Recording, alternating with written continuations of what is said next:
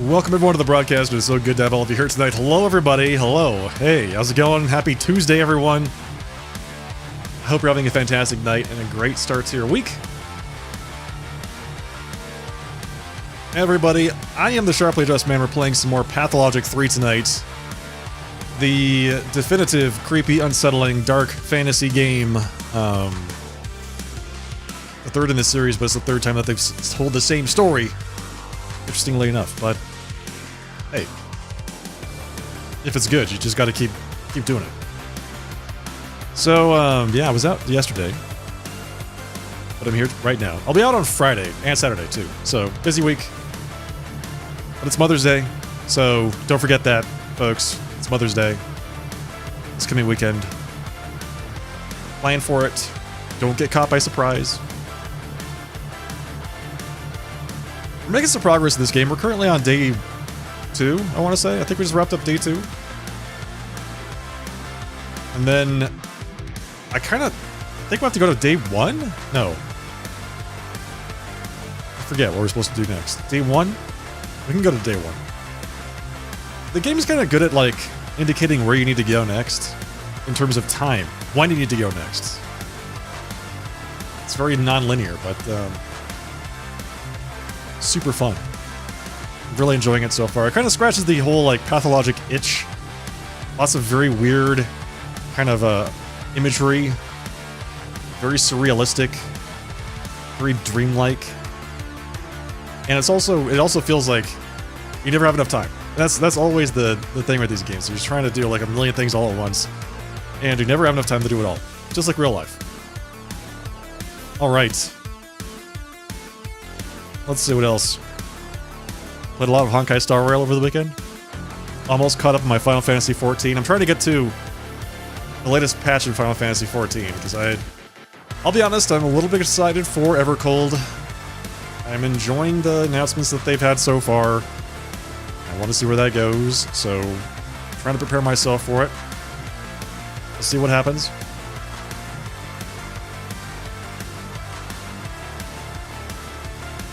I think it would be kind of fun to dip my toes back into Final Fantasy XIV at some point. Does it count as a JRPG? Can I play some Final Fantasy XIV for Year of the JRPG in 2026? Would that be alright? Alright, everyone. I think that's it. Well, let's go and get started. We got, what, like 3.5 hours of Pathologic 3? That might be enough to do, like, one thing. We'll see. Like I said, very unsettling. Cannot wait to get back into it. Let's do it.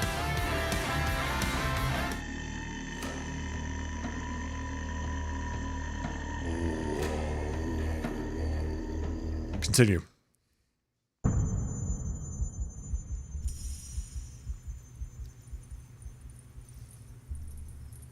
I think we had just finished everything. Right, like we had just finished all the stuff we had planned to do today.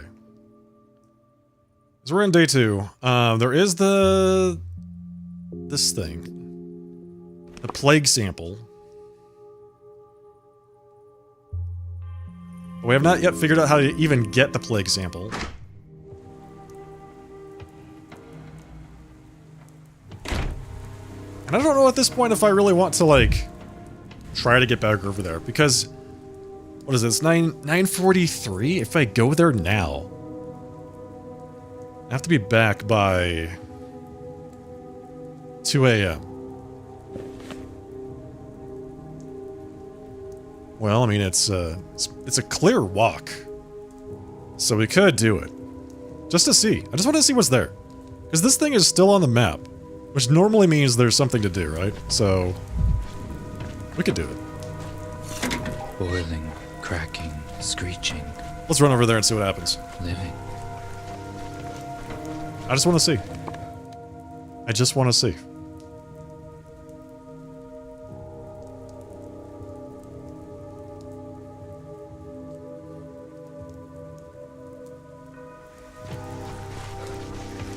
I'm hoping that it, like, gives me a breadcrumb of some kind.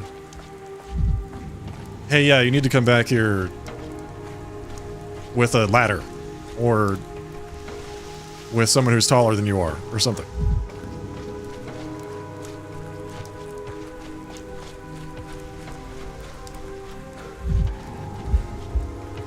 Yeah, you can see it up there. You can see it.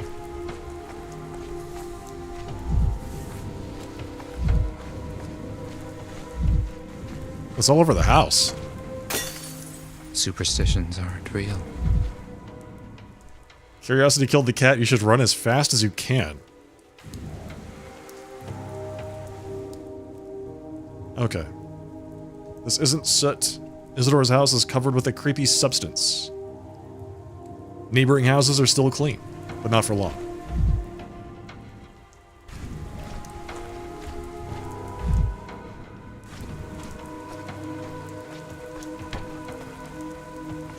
Yeah, the house is locked.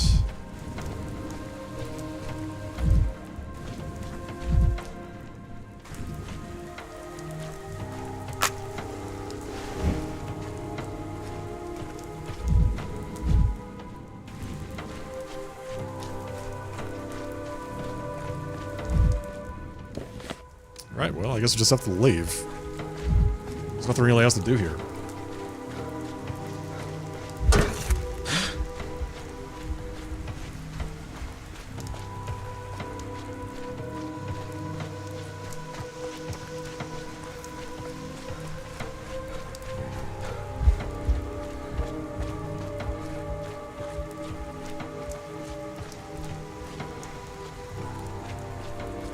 Hey, Rory, welcome.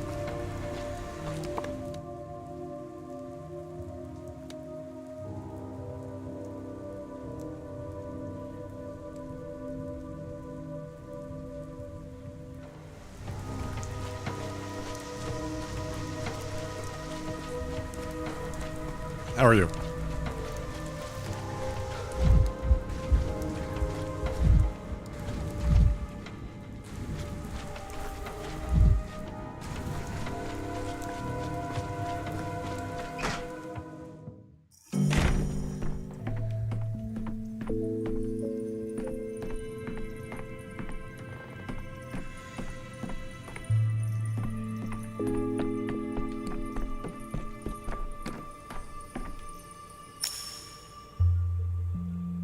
Still don't know exactly what this does.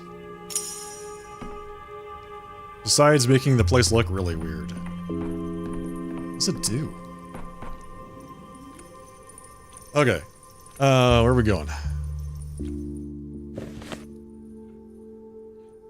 Day 1. That's right, we wanted to go to day 1 because Georgie was talking about events that happened on the first day that he found to be embarrassing. So I'm curious, what happened on day 1 that Georgie was so embarrassed about?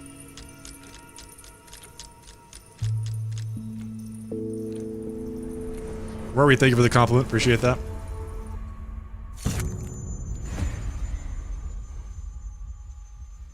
And we're back with the inspector. Hello.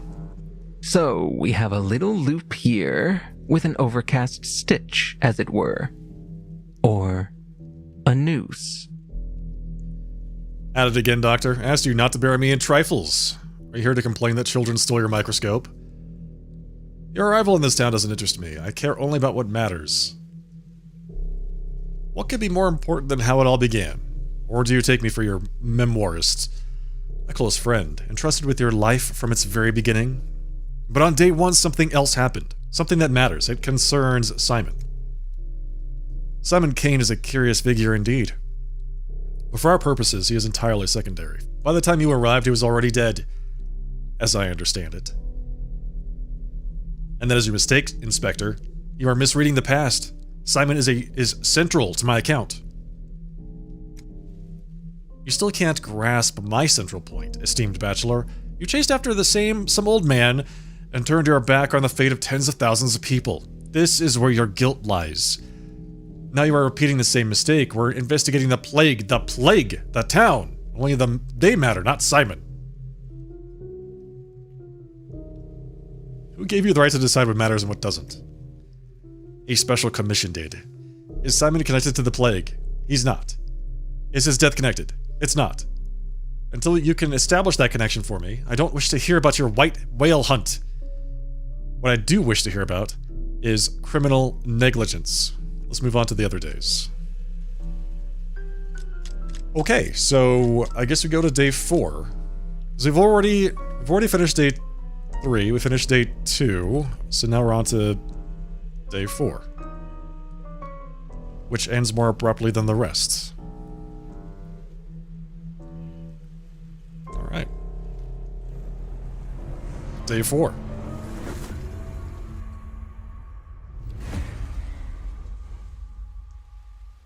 Where do you think we are right now? Shall we continue? Let us examine the 4th day of your tragic odyssey. It was particularly replete with dubious conduct. Dubious conduct? Go ahead and say it. Crimes, malicious malpractice, deliberate sabotage, or whatever you call it in your line of work. You are currently classified as a witness, hence I am speaking with you rather than my associates. Here in my own facility, no less. You're not under arrest. Yet you're speaking to me as if the deaths of 15,000 people are my fault. Or was it 16,000? We've been talking for 5 hours straight, so my memory is fuzzy. Here are the facts. You happen to be the only competent doctor in a town of 18,000, facing an unprecedented lethal epidemic. Is that correct? We've been through this a dozen times. Why do you keep asking the same question? Is this part of your interrogation technique? Getting ahead of yourself again, esteemed bachelor? Please, calm down. I'm just following the chain of events.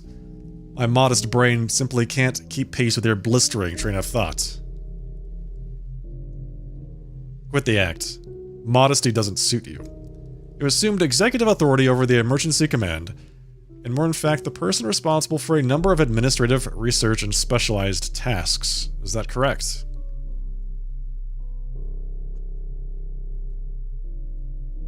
An hour ago you claimed I refused to take charge of the emergency command. You're contradicting yourself, Inspector. Getting tired, are you?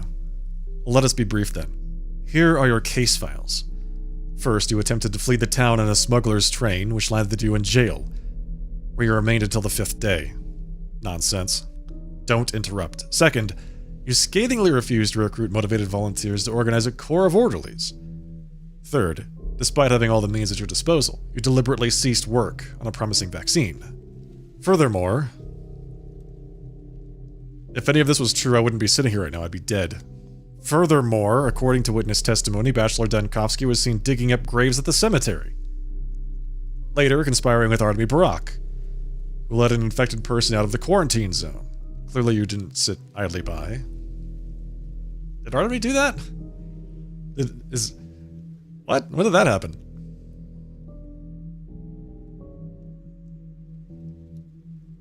Do you hear yourself? Why on earth would I dig up graves at the cemetery? It's absurd. Do you think putting together a case like this was simple? Please get to the point. As your pals from beyond the Orgorkon River say, to be a falcon, the quail must quail no longer. No one there says that, but who cares? Oh yes, and most importantly, a double homicide.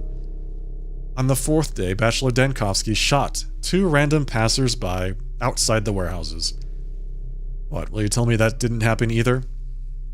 Oh, we killed one of them. We killed one, the other one got away.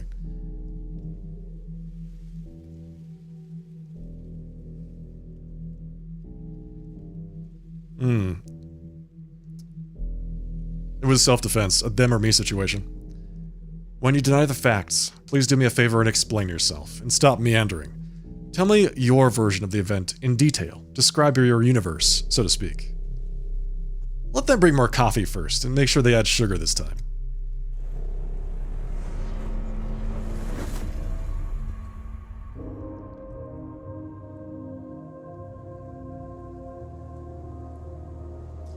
I can cancel past events. Click X. A gear-shaped node. Click a gear-shaped node. It will turn red, meaning the chain of events leading to that node will be undone when the day starts. Other people will forget what has been said. Artifacts obtained within this story will be removed from me. It's crucial to cancel the failed escape on day 4. Otherwise, I'll wake up in prison again tomorrow.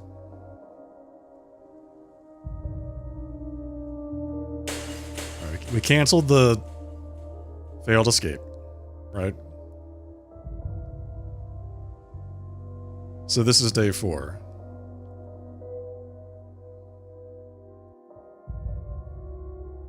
We don't want Bad Grief to die.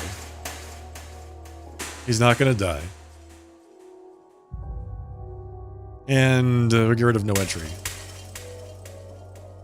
Okay, so we're basically redoing the entire day. We're not going to be put in jail. A Bad Grief is not going to die. And the kids will remember having talked to us on day 3 because that is what we did. Why is day 1... Why does that have an exclamation point? What's going on there? The past doesn't matter. Luggage problems, a tour of the town, meeting notable residents. The first day has no bearing on the story of the plague. I already told the inspector everything he was interested in, even a bit more. There's something happened on day 1. Something big happened on day 1, apparently. Because they're very pointedly preventing me from going back to day 1 until I've done the rest of them. Hey, Sulu, good evening, welcome.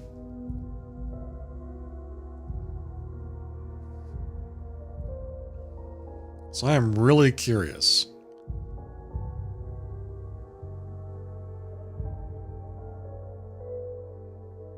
How this goes. Okay, start day. Begin the 4th day. Which ends more abruptly than the rest.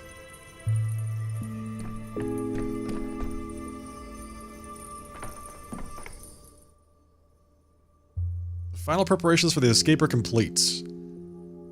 At the station, I'll have time to jump into the last car.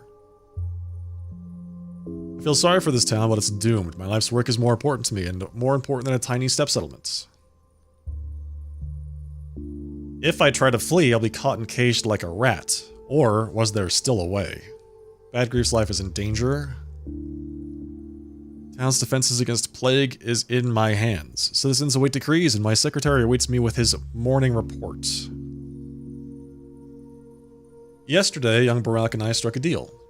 I'm waiting for his assistance at the hospital. Let's take a look at our decrees. We got 2 more decrees, by the way. We learned how to make new decrees. Denial, prohibit dying. So we can just stop people from dying. Encouragement. Decorate the town with colorful lanterns, reduces unrest. But nothing else to reduce deaths. Or rather... What happens if we just say prohibit dying? What does that even do?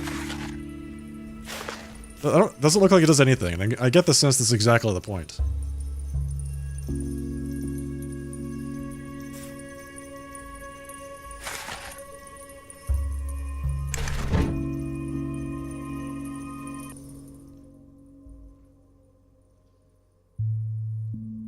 Greetings, Doctor. First of all, allow me to admit how utterly honored I am to serve under an esteemed specialist with a metropolitan education. Here's my report. The town is on the brink. Problems keep piling up.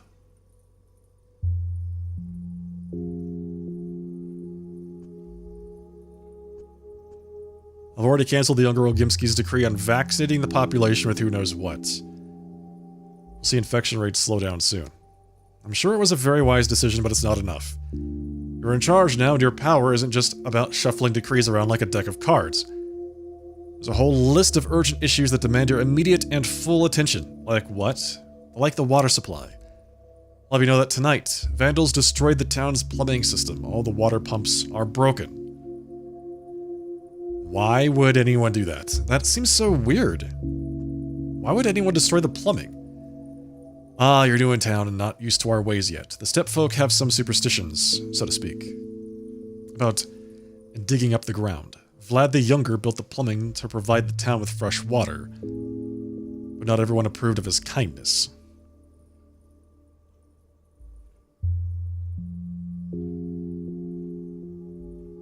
Once again, the patient is the doctor's most bitter enemy.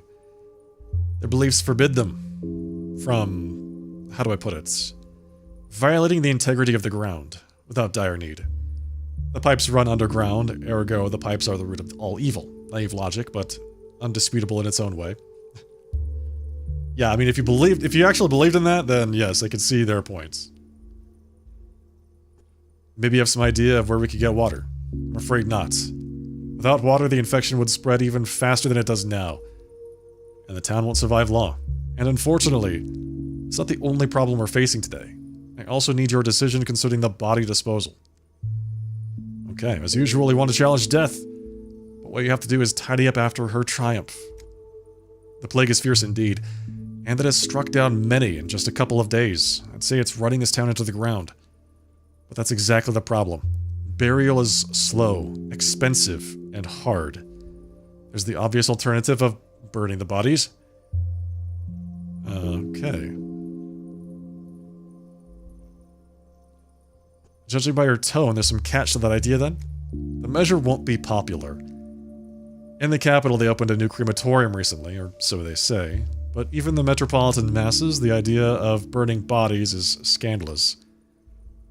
What would you expect from us then? Making such a decision would make you extremely unpopular among the masses and anger the townsfolk. That's a reasonable argument. But there's also the matter of the smell, smoke, ashes, soot. How do we handle all that? We don't have a newfangled crematorium like that.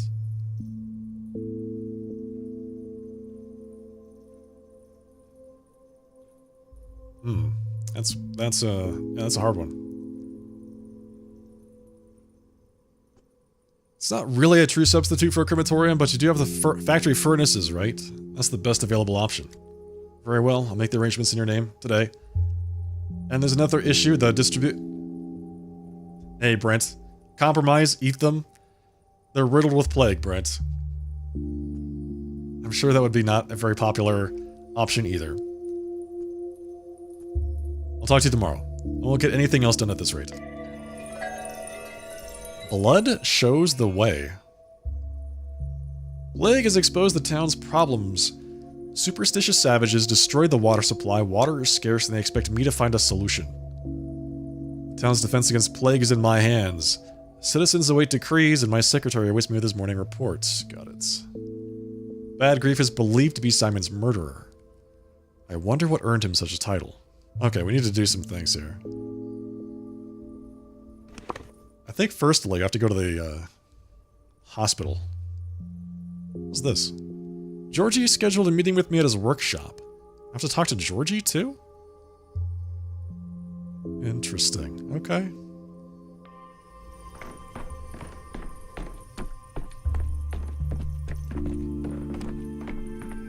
Shall I sing a song for you? Why is Lara here? Dr. Dankovsky, I was told you had agreed to lead the town during the plague. I'm glad that power is now in the hands of a man who is no stranger to compassion. Why would you have that impression of me? You don't know me at all, and you say you know my relationship to compassion? Your eyes betray you. It is a tragedy to have rancorous people in power. You, however, are free of bitter hate. It gives me hope. Please, spare me a minute. Of course, I'm listening. My house has long been a shelter for anyone who needs a roof over their head. Now that the whole town is in peril, I need to play my part more than ever. I shelter those who have lost something, their home, their loved ones, their job, their reason to live on.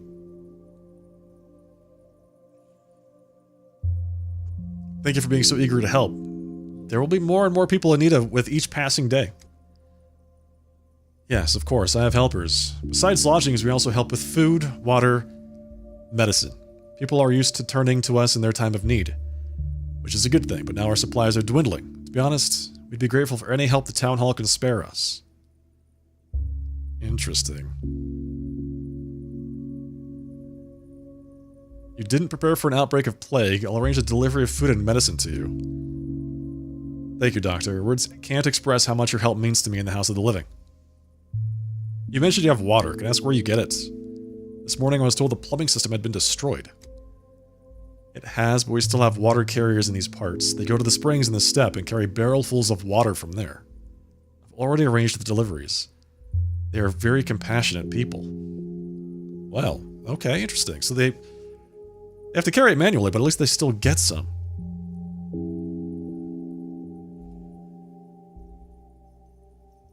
So the water carriers gather at your place too. Convenient.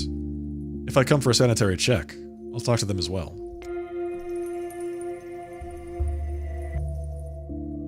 Okay. Inspector. Benevolent Lara Ravel opened her doors to people in need. Let's hope they don't all infect each other there.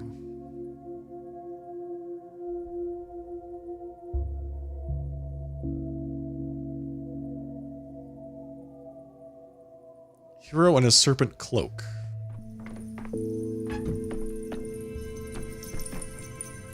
Souls of a feather flock together. Why are all these people in the house? Hello, Grace. I hear it. I hear the voice from below the earth. That's okay. I've found a way. Everything is going to be just fine. You'll see. Whose voice? A man was shoved into a coffin and buried. Buried alive. He's screaming, crying for help. What a nightmare. Who did this? Who could conceive of such a twisted punishment? I've heard Odongs did a similar thing to someone who wronged them. I figured it was just talk. I guess it's not. You know what? The Odongs couldn't do this. Their laws forbid it. Some scriptures say, thou shalt not kill. But has that ever stopped anyone? What are we standing around for? We have to hurry and rescue him. I don't know why they buried him. I just hear him underground. I sense him. How does it work? You hear the voice in your head, but you can't talk back? I can speak to the dead, but he's not dead. All I know is that he cries out for help. Do you have any information at all? Does he know where we should look for him? No, he just screams. That's all. I'll start my search at the cemetery. Whoa! I am super manic. I'm about to die.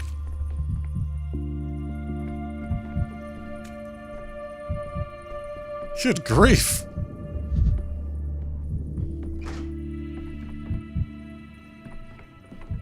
Hey, bud. I don't have anything to trade. Why are all the kids here?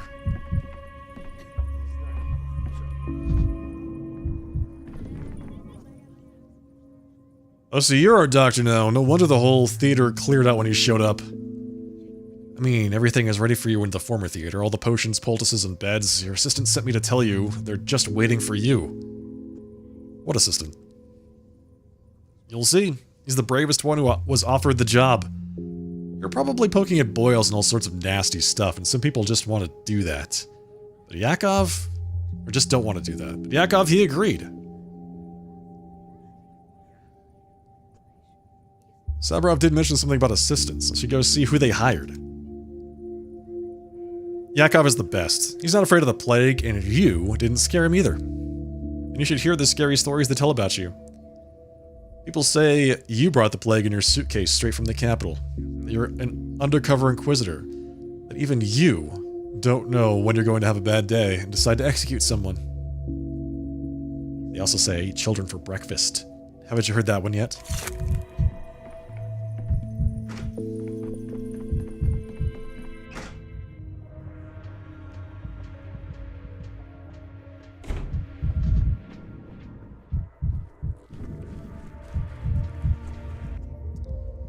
Gee, that one's mighty ugly. Whose idea was it to put this nastiness everywhere? We're scared enough as it is without these towering wooden things. Should have put up something nice instead, something beautiful that would please the eye. Putting them up was necessary. Such nonsense! What evil do birds ever do to anyone? Birds are God's own creatures. Any infection bounces right off of them. Ma, let's go. Ma, I don't want to be here.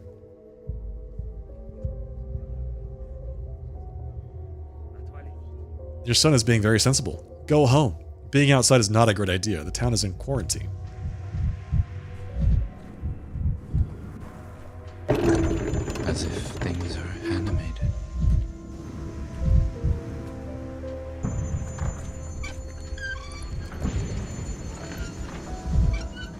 Okay, we're not gonna die. We're not gonna die. We had to spend some time at the playground, but we're not gonna die. So what was it that I put up? What are they all looking at? Oh, this. Yeah, we put those up because they scare off the Shabnak. Grace says she can feel that a man is buried alive right now at the cemetery.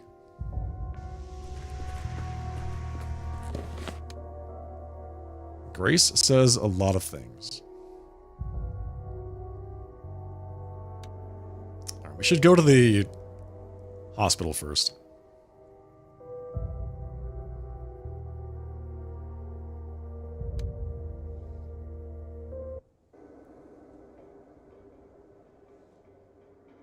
And just wouldn't you know, we're going to walk straight through an infected area.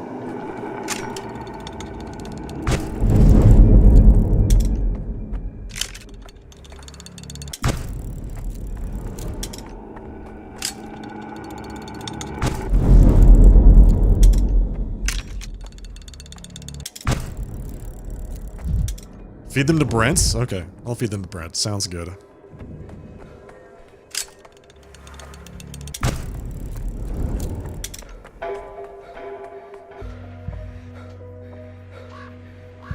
Wow, that was a lot of resources just to do that.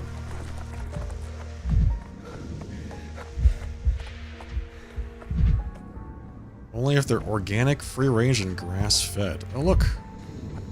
It's Clara.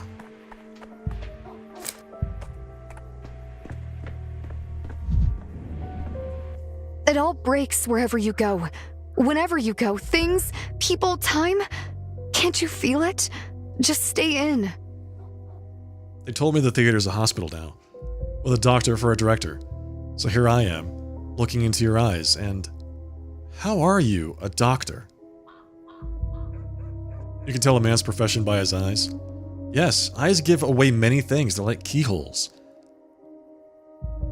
Actually, a good keyhole doesn't give away without a key. Your eyes give you away. They give you away. I look into them and see. Your body is here, but your mind is far away, in the capital. You're thinking of ways to leave. But you're not going anywhere. The town's hold on you is strong. You haven't realized it yet, but it's true. Not bad, maybe a little impressive even. Any other interesting things you can tell me? You, in the capital, in a room with an investigator. You're on trial. The town has perished, and they've made you take the fall. All you could have lived with that. And you could have lived with that. You are guilty of not saving it after all. But after they finish with you, they tear apart your Thanatica, just like that, for no reason. What's wrong? You've gone pale. How do you know what I fear? Oh, it's all in your eyes. There are holes into the soul, you know that? I'm not reading your fears. I'm just telling you what's going to happen. Do you believe me now? Then listen. You need my help at the hospital. So what can you help me with? I see you're swamped with patients here. There are more of them than rotten apples in autumn. But my hands work miracles. They can take pain away.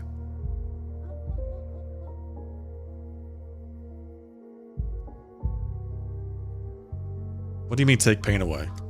Every illness comes from the heart.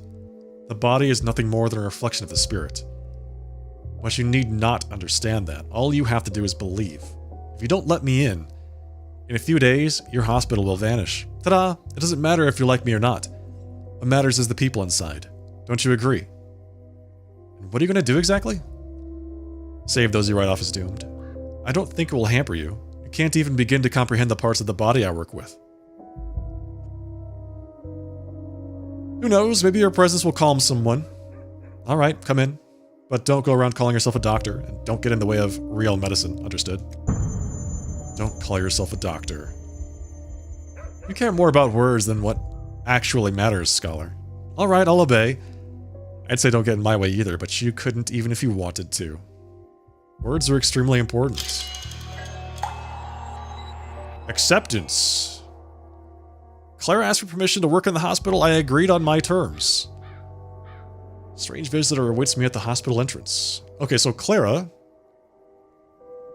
I just got an achievement, so we now have both Barack and Clara working at the hospital with us. Both in different capacities, I'm assuming. I mean, Artemy is a surgeon. Clara's a miracle worker. Yakov Little, my assistant. Why did he show up? Where did he even come from? There isn't even a school here. I didn't ask for an assistant. I didn't ask for him to climb into the jaws of the plague with me. I never asked for this. A good beginning is half the battle. Oh, Yakov. Doctor, there you are. I've been appointed your assistant. Though my education, in short, I'm not even a veterinarian, just dabbling in medicine, really. I hope you don't send me away on the first day. Oh, I forgot to introduce myself. Yakov Little, at your service. We'll see. There's a lot to do. We'll find a use for you. Thank you for trusting me. I solemnly promise to you that I will learn everything. Catch it on the fly. The governor's people found me. I used to do some stitching on them when needed. Interesting. Okay, so he's kind of like a tailor? That, stitched up skin every now and then? Dabbles in medicine?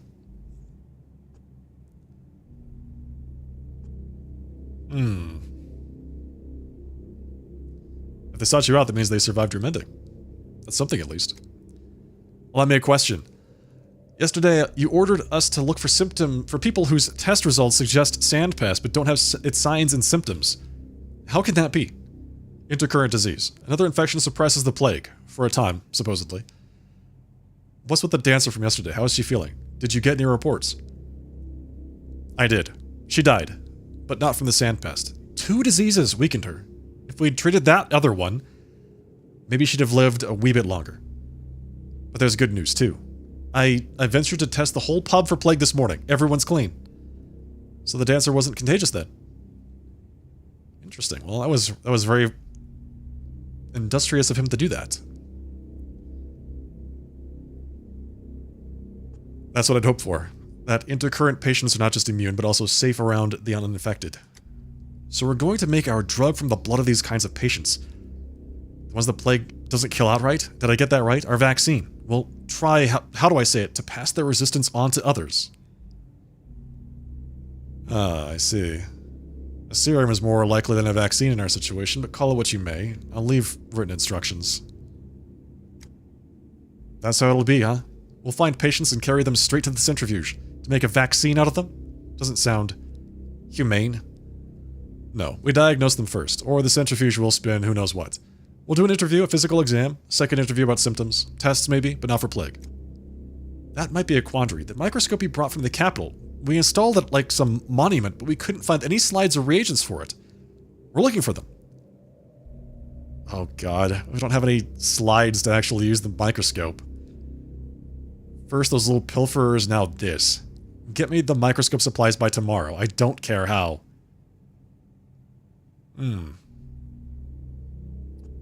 Let's try to do without the microscope for now. We'll find everything. It's my first day working. Please don't be too harsh. It's bedlam over here. I've only just discouraged the orderlies from plundering the other costumes besides the bird ones. Alright, here. I put together a list of diseases we might encounter in patients who resist the plague. But it's easier to show that in action. On a live specimen, so to speak. Live specimens coming up. We found 3 patients for you. Luta, a shopkeeper, Finch, a dyer, and... let's see.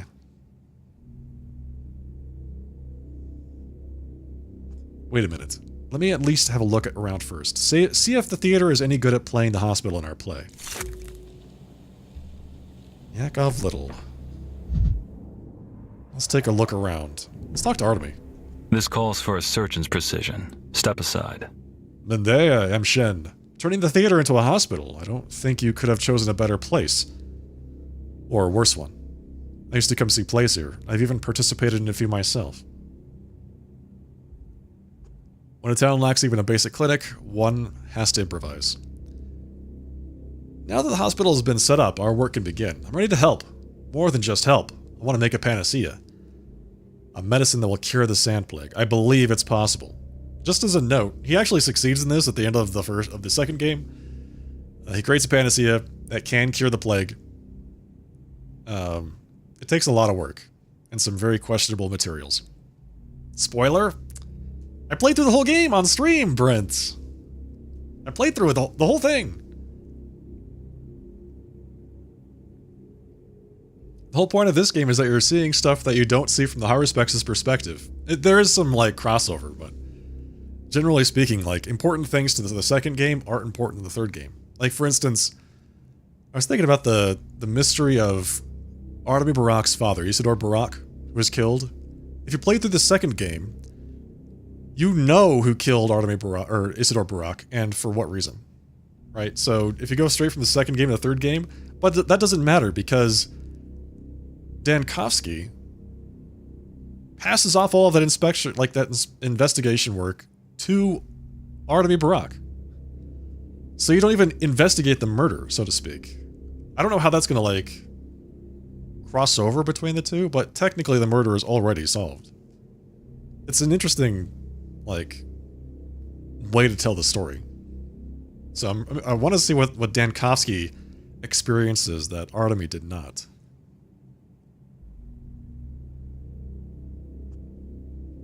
If you're so bold, then we need tissue samples from the infected. The more the better. You don't need to talk to me like a child. This isn't just wishful thinking. And the infected are not something we're going to be in short of, Imshin. You don't understand, Barak. We need special patients to see how the body reacts to the plague. We need people that are sick with something else too. Do you have any idea where we can find them? I think I know what you're getting at. You're interested in the termitary, aren't you? The elder Olgimsky became suspiciously nervous yesterday when the termitary was mentioned. I heard it's been sealed off to protect the people inside from the sand plague. And do you just believe that? Anything Big Vlad says, I wouldn't trust. The termitary is a perfect petri dish right now, I expect. Ah, do you need a sample from that dish? If there's an outbreak at the Olgimsky's plant, I need an intercurrent patient from inside, who I can compare to those infected in town. Find me one, Barak. You're a local. You must know a way to get inside.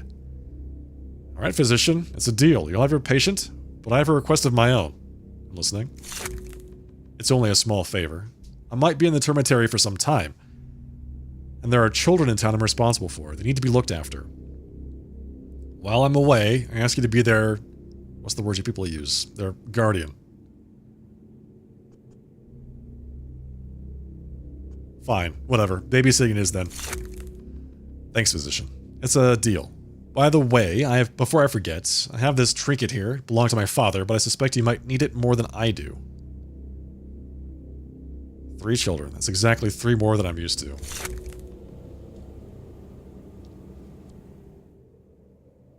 Barak agreed to bring a patient from the termitary for me. He asked for a small favor in return, to watch over the children entrusted to him. Allocated a portion of command resources to a good cause. I'm all too familiar with the humiliation of begging for funding. So we gave rations, medicine to Lara, and reduced the total contagion by -130, or -30. That's very good. That's huge! Scratched knees, skinny, and she keeps fidgeting with her hands. Do not refashion that which has grown. Dubious construction, more trouble than it's worth. What it was worth is a try.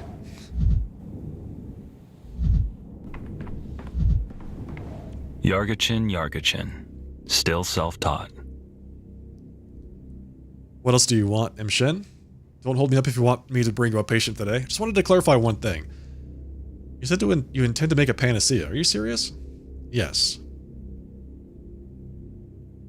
Using that name to refer to a cure for the sand pest. I didn't choose the word lightly. The kin hold a belief that the sand plague brings together all diseases at once. It's the primordial, original disease. Oh, God. Okay. The granddaddy of all diseases. Before you dismiss that as just a fairy tale, keep in mind. My father shared that belief, and do acknowledge his credibility. Your father survived the previous outbreak and kept the town from perishing then. That's why his opinion carries weight with me. Shen, we don't have time for debates. Here's your answer. Yes, I hope to find a cure for the plague. To save those who are already sick. You hope to make an effective vaccine to prevent the plague, to stop it from spreading. Have you made any progress in the cure already? You won't like it. Yesterday you told the whole town that you think the dead gruel the Odonga you brew is nonsense. But I think they were looking in the right direction. Herbs and blood are needed, but not the ones they had. Which ones exactly? I haven't figured out yet. But the key to salvation, the solution to the plague, it's here, somewhere. I see.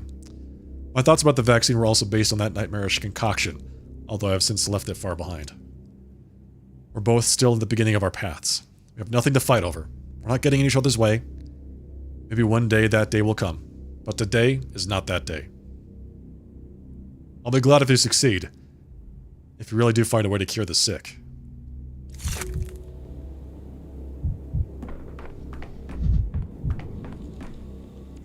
Pigeons for some, ring doves for others. So, Doctor, have you had a look around? Is everything to your liking? Is it all set up properly? It'll do. You can't do better in a day anyway. So we did our best. Didn't sleep all night. Please tell us if something's not right. Where are the patients I'm supposed to examine personally? Don't tell me they're up out there on the stage. What a place you found for them. Where else would they be? It's for clarity, to separate them from the patients we wouldn't dare distract you with. Besides, the theater seems to dictate its own rules. Even now that it's a hospital, the moment you walk in, your eyes are drawn to the stage. That's where the most interesting things happen.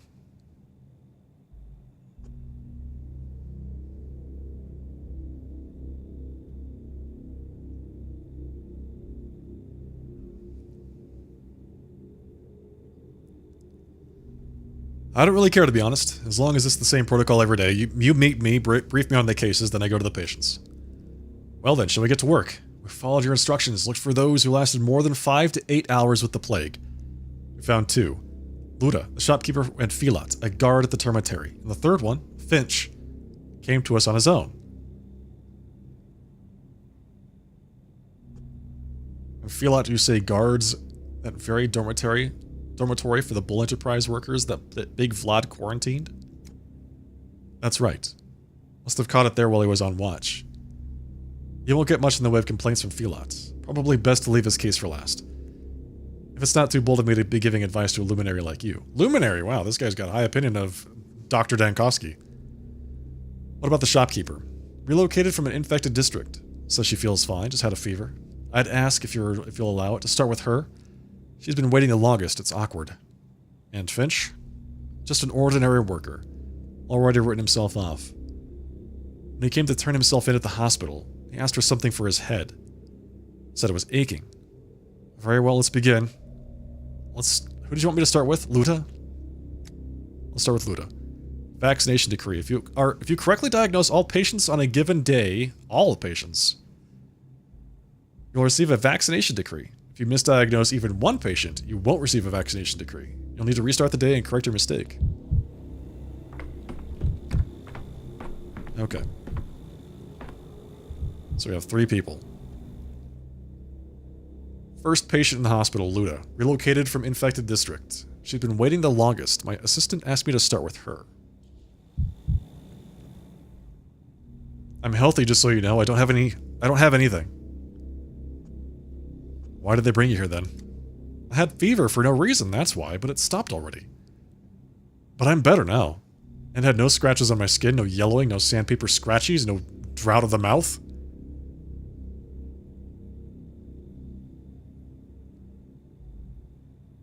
Did you treat your fever at home? Our house was cleared out after the infection came. People were sent wherever there was space. Some were lucky and ended up in an empty living room. Some got an attic or a cellar. Us, we were put in a boiler room. Boiler room, you say? Was it turned on? Of course, the air was so stuffy in there.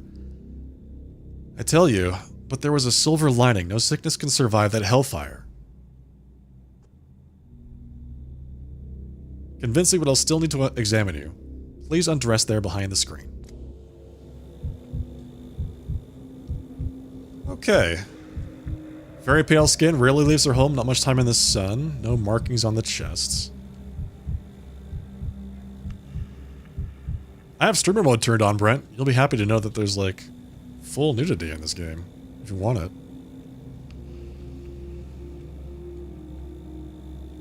Hematoma. She bumped into something? Maybe it's a symptom. Ask where the bruise came from. Okay, so she has a fever.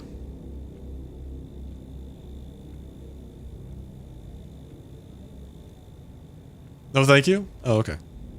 She has the fever. It's already on there. Skin. hematoma is not on this.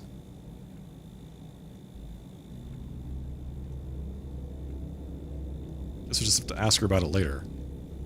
Stone disease. Ichthyosis. Uneven skin pigmentation, forming a pattern of dark-toned spots resembling scales and separated by paler areas. Eczema, a rash. Besides red, can be black and green. Different types indicate different diseases. Let's go with rash.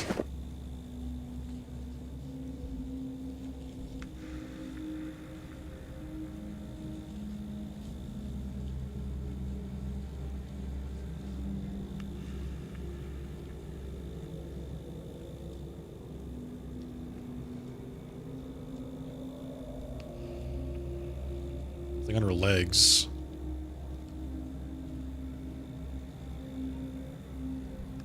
So it really is just like her fever, and she's got a hematoma on her arm.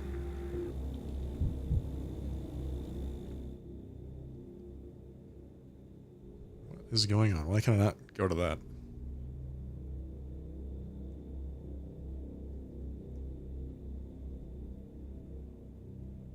I can't, like, actually click on that. Can I go there? Nope.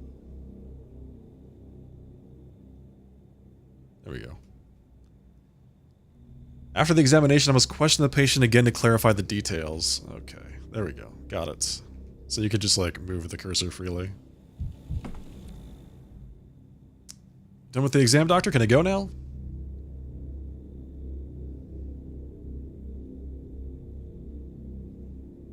Absolutely not. An examination with no questions asked can only happen at a morgue. I told you everything in the last time, but if you say so, you're the doctor.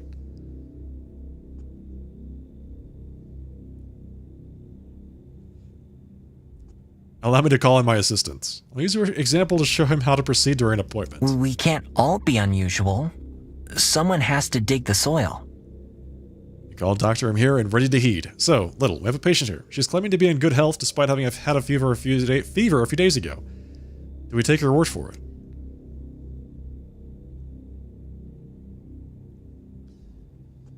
If she's had a fever, there must be a reason for it and we have to find it. Remember this, a patient's self-evaluation may be incorrect.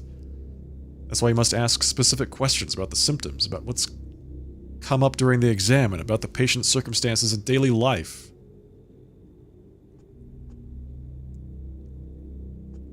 Questions, but how do you connect the answer to a diagnosis? I'll demonstrate. Observe and learn, Little. I won't be around forever. The patient is running a temperature, in other words, a fever. Open my ledger, look up fever, and tell me how many conditions is it listed as a symptom of?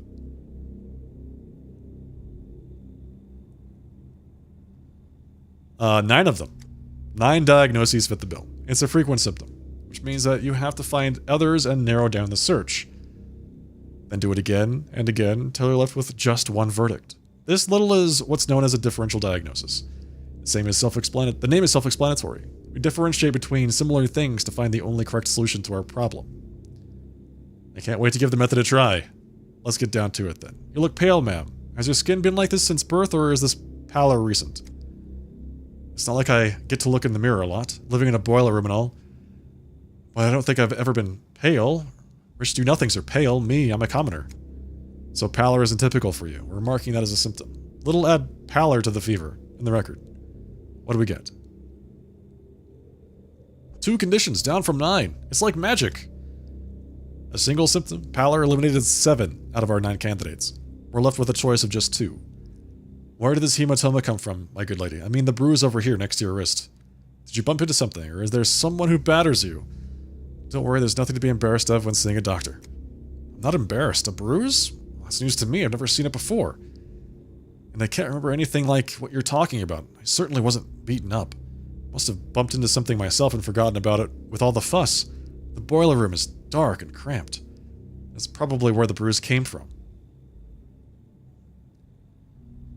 Dr. Dankowski, I see this hematoma, this fancy bruise on your list. Are you with us, Little? Pay attention. She doesn't remember how she got the bruise. She can only guess. The manual provides a more detailed description of the illness for a situation like this, what causes it, who's susceptible, etc. It can give useful clues. Got it. When in doubt, read the condition in detail. Practicing medicine takes more than checking symptoms against a list with a schoolboy's diligence. You have to bring your reasoning into it. Here's one way to do it. Tell me, my good lady, do you garden? Do you grow anything? Anything at all, from roses to cucumbers? Cucumbers? Roses? They might follow you at all, doctor. No, I've never liked digging and shoveling earth and all that. There. Earth. Does the boiler room you've been relocated to have an earthen floor by any chance? That's right. It does have an earthen floor. The boiler room isn't really suited for living in, but in these times, I'd be ungrateful to complain. How did you guess, doctor, about the earthen floor? Earth. Earth. There was something about earth in the manual. Wish I could remember where. It's simple. All kinds of things found in your local soils, including microorganisms capable of disrupting circulation, hence the pallor. The bruises were not caused by trauma. Hematoma appears when blood vessel walls are damaged, either by an external force or, as in this case, an illness, and the infection can be contracted from contact with earth. We found the diagnosis. You're a genius, Dr. Dankowski.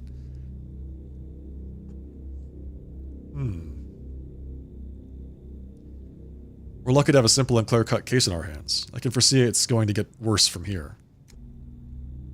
Bravo to you. Anyway, you're a true master of medicine. So the patient has the sand pest alongside...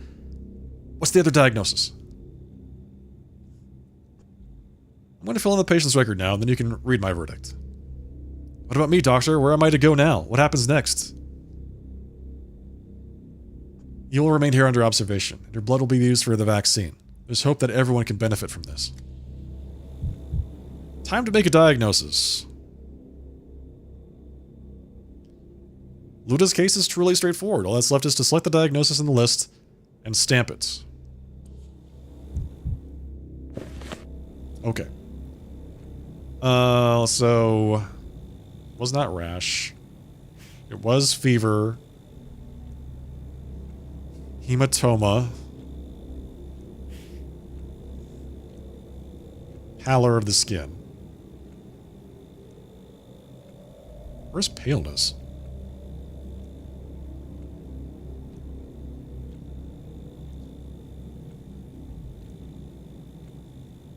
Eczema, ichthyosis. Stone disease. Rash, yellowing of the skin. Redness. Itchy skin. Insect bites, ulcers. I think I had this problem before. Pallor. Severe pallor. Circulatory system. Okay. Pallor may indicate poor blood circulation through vessels, for example, due to their constriction or anemia, reduction in hemoglobin, and red blood cells in the blood.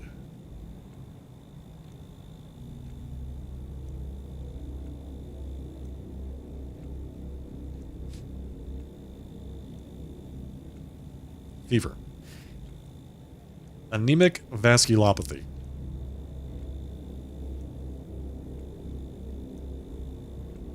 Multiple small swellings on the skin resembling speckles. Besides red can be black and green. Different types indicate different diseases. Oh, that's oh, here we go.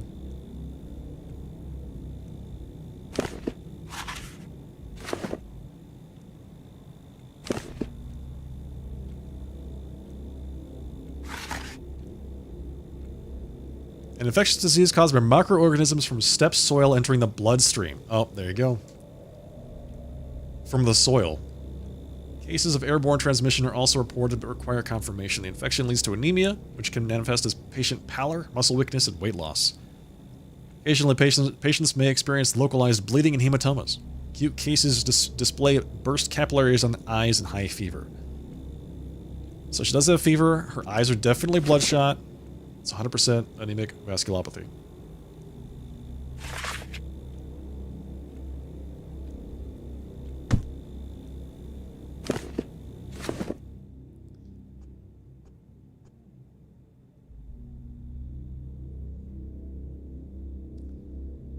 Okay, talk to my assistant. You've got a patient record to fill in.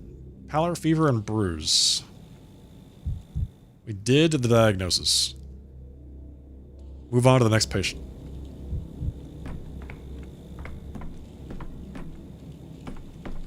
Which I guess is this guy. Are you gonna burn me?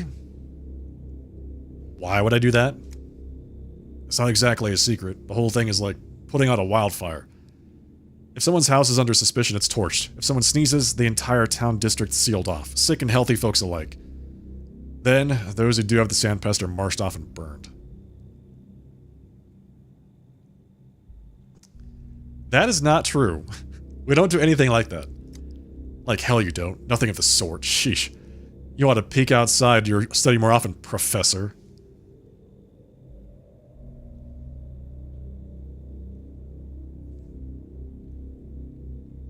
What the hell is this? You let a bullfinch out and back comes a bull. Mr. Tiny here told me I could be useful to you, before I die, that is. Said you could find something inside me that slows down the pest. So go ahead, find it.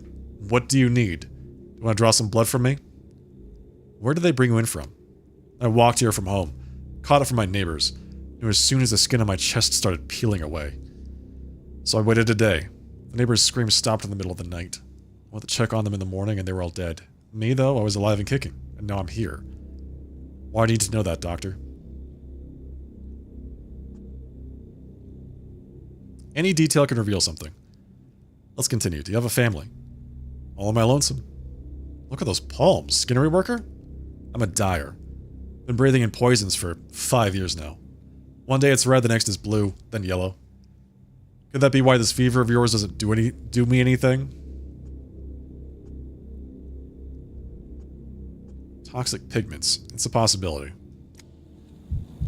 Alright, let's check this guy out. He's got an elevated heart rate. Okay. Rapid pulse. Drinks in moderation. Peeling skin, he mentioned. Unlikely to be stone disease, most likely eczema. Alright, eczema. Peeling skin.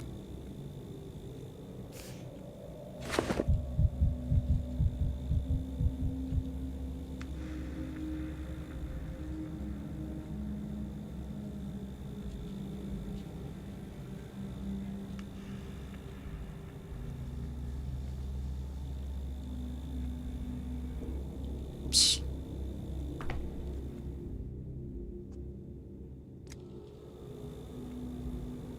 Okay.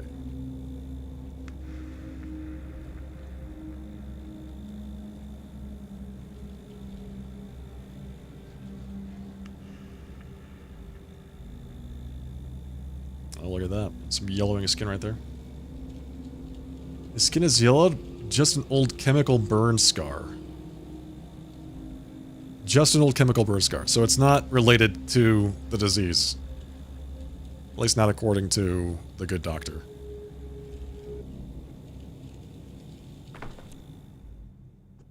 Now we ask him questions.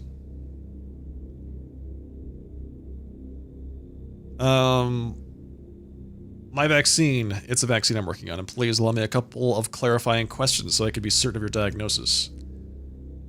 The plague, yes, but there's another condition that's prolonging your life. You said it yourself, your neighbors didn't survive the night, but you're still holding up admirably. Blow me down. 2 ailments making me healthier than if I had the only one. What you do best, Doctor? What do you want? To question me, right? Question all you want. You've complained that the skin on your chest was peeling. It was here, right? On the very middle. I knew right away. Skin turns nasty when you're plagued, right? Eczema. That much is obvious. The symptom can indicate one of 2 diseases. Not to tell them apart. Give me your hands, please. I'll take your pulse. I believe I've noticed your heart behaving erratically. It's too fast. Began running fast not too long ago, Doctor. I can hear it myself, thrashing like it's caught in a snare. Too fast indeed. Your pulse and eczema together give a clear picture. Yes, they do. I was afraid I just kicked the bucket without helping any science. I can pinpoint the diagnosis now. Okay, fever, rapid pulse, eczema, it's gotta be the burning fever. It has to be the burning fever. Highly contagious disease caused by the neuroulceravirus. Transmitted through contact and breathing. Initially, the disease presents with fever, headache, and abdominal pain. Later, ulcers and eczema appear on the skin. Itchy herpetic rashes are observed. The patient experiences psychosis. Frequent fatal outcomes among densely living and working population. Risk groups. People living in crowded conditions or unsanitary conditions.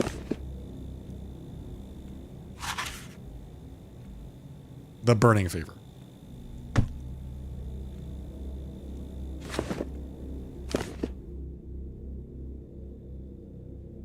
These two symptoms make it certain.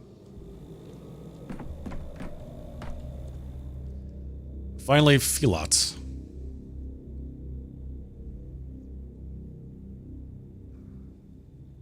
And that's the story of my life and times up to the present moment.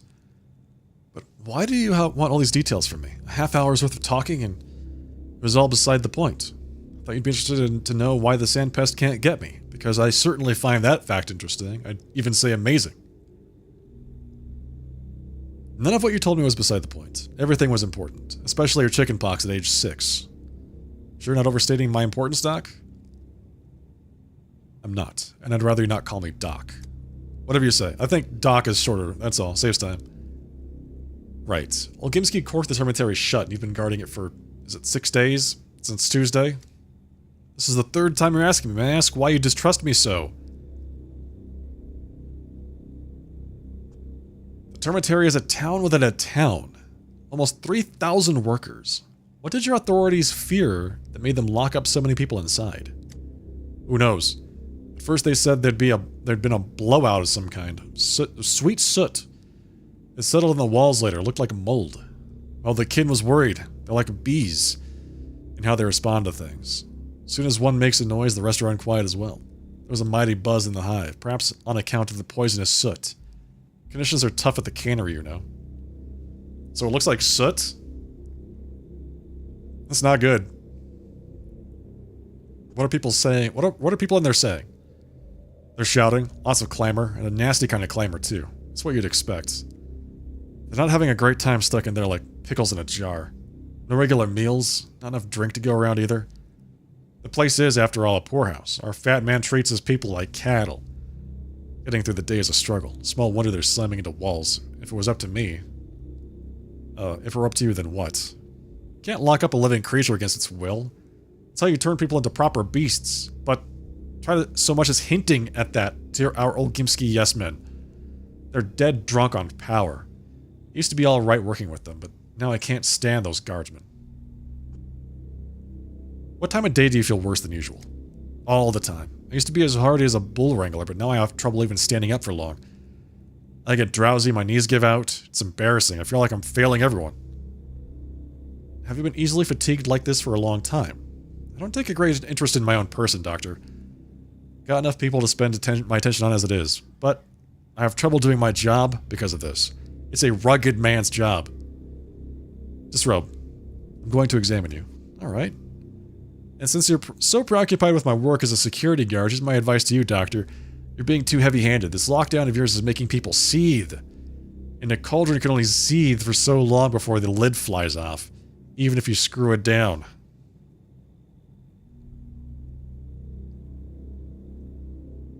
Okay, I mean, we're not doing this for their health. I mean, we are doing it for the health. For their happiness.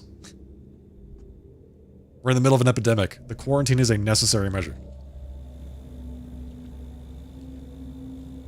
So he's got, what are these? Veins. Damaged veins. Damaged veins. Vein damage. Suspected alcoholic. Weakness.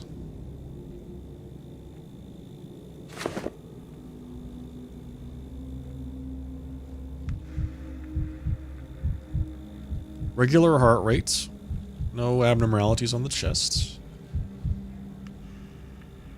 Okay. Oh, look at that. Something on the back. What is this? Redness, rash, bite, something else. There are red spots on his face, too. Possibly symptoms of his alcoholism. Let's mark it down. Skin redness.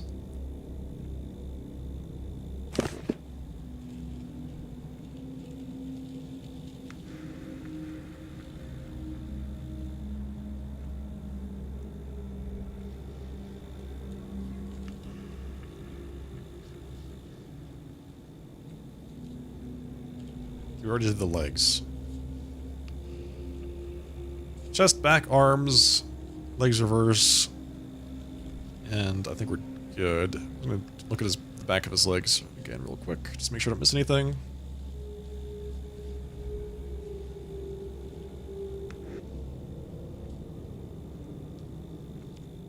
Okay. Let me go, will you, doctor? I don't understand all this commotion about me. What makes me so special? Besides, I got work to do. Work? I'm sorry, but you're going to have to forget about your work for now. You must remain at the hospital. I used to guard locked up people, and now I've been locked up myself. That's life for you, isn't it? It's the kind of joke life plays.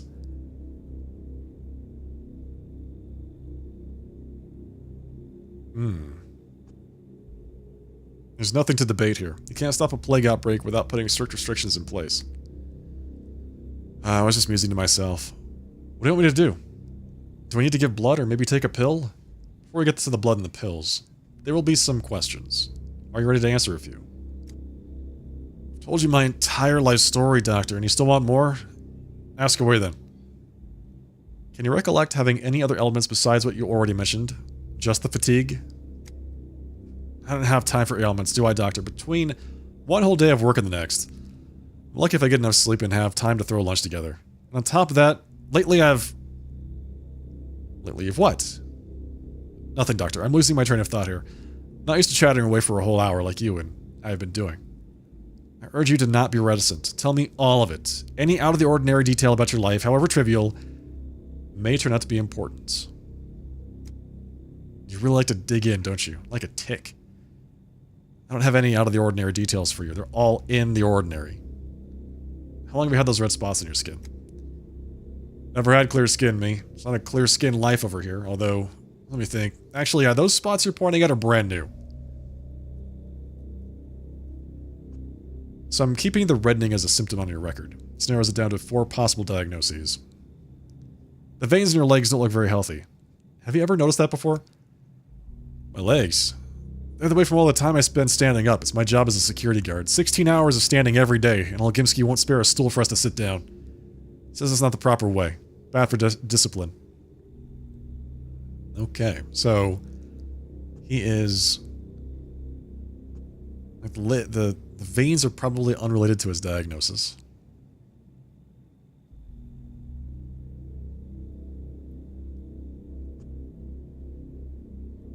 Working as a guard can easily cause a mundane case of varicose veins.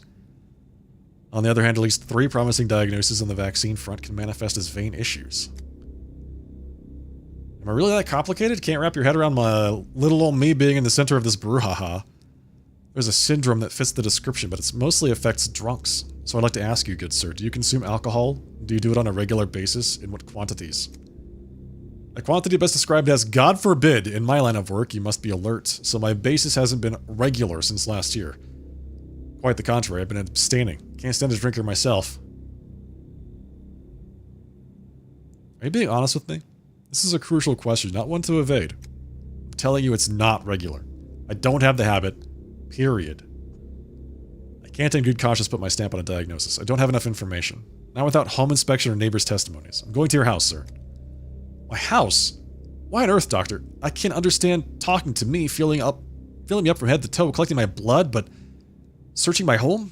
Like I'm some bandit? What did I do wrong?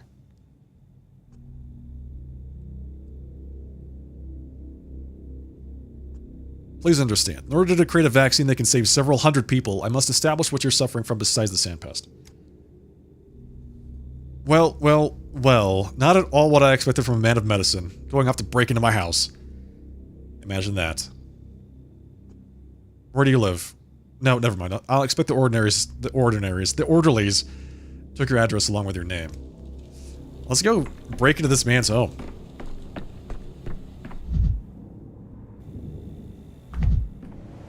Okay, so wait, do I have his address? Feel like ours the factory dormitory which Olgimsky closed off from the public eye. Second patient that day, Finch. Came to the hospital on his own. Suspected he had the plague.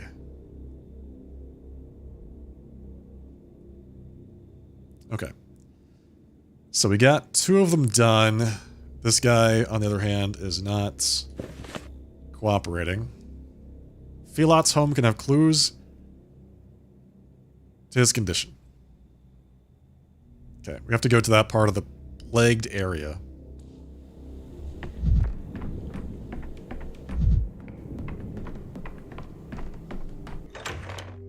Well, let's get a move on then.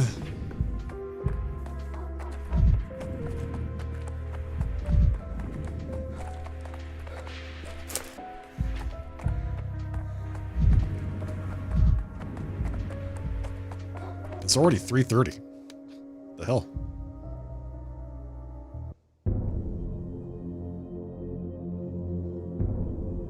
Oh, I have to go through a... I have to go through a bandit area. How the hell do I get through here?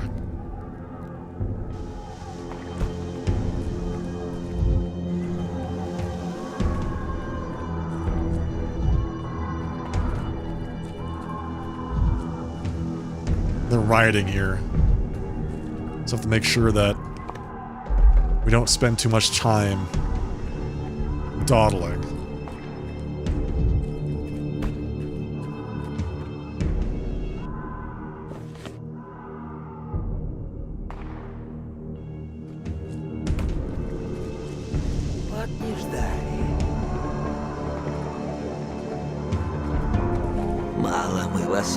Yeah, that's right. Back up, buddy.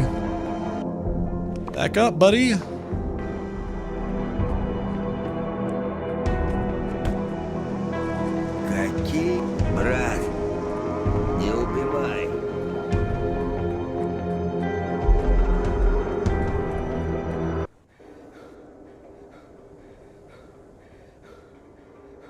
Okay, this is not... I mean, we get through the rest of the... Whoa! Jesus!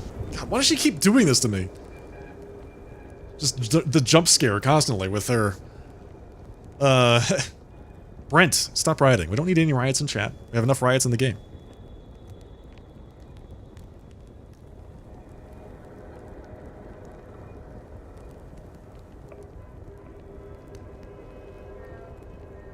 Why do you insist on snooping around here? Didn't I make it clear that you'd be devoured? I didn't plan this. You can't walk around town without stumbling upon the plague. Well, I'll give you that. Not like you could just run right through the plague. But in that case, you need to learn the anatomy of an infected district. It's usually an epicenter. You're right. Yes. I remember that we've already had this conversation with her. Plague, miasma, and fog. Focal point of the infection.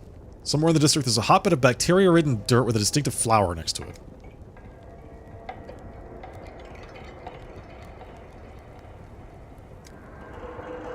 To get that to study the infection. The closer to the focus of the infection, the more danger there will be. I understand that. Okay. The louder the sound. The closer we are to the focus of the infection, the louder the sound.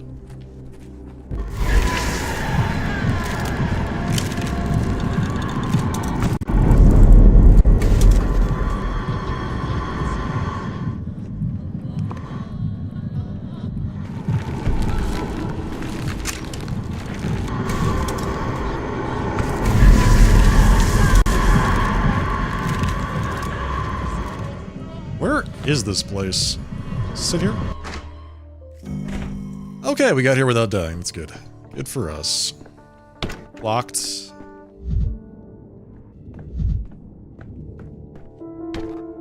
Locked.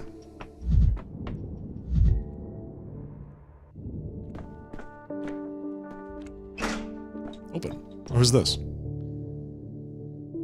Filat's neighbor. I just mopped that floor and now you're walking all over it. It took forever to scrub clean, you know. Why is she here? Helps with the atmosphere. Okay, that makes sense, Brent. Yeah, I get that.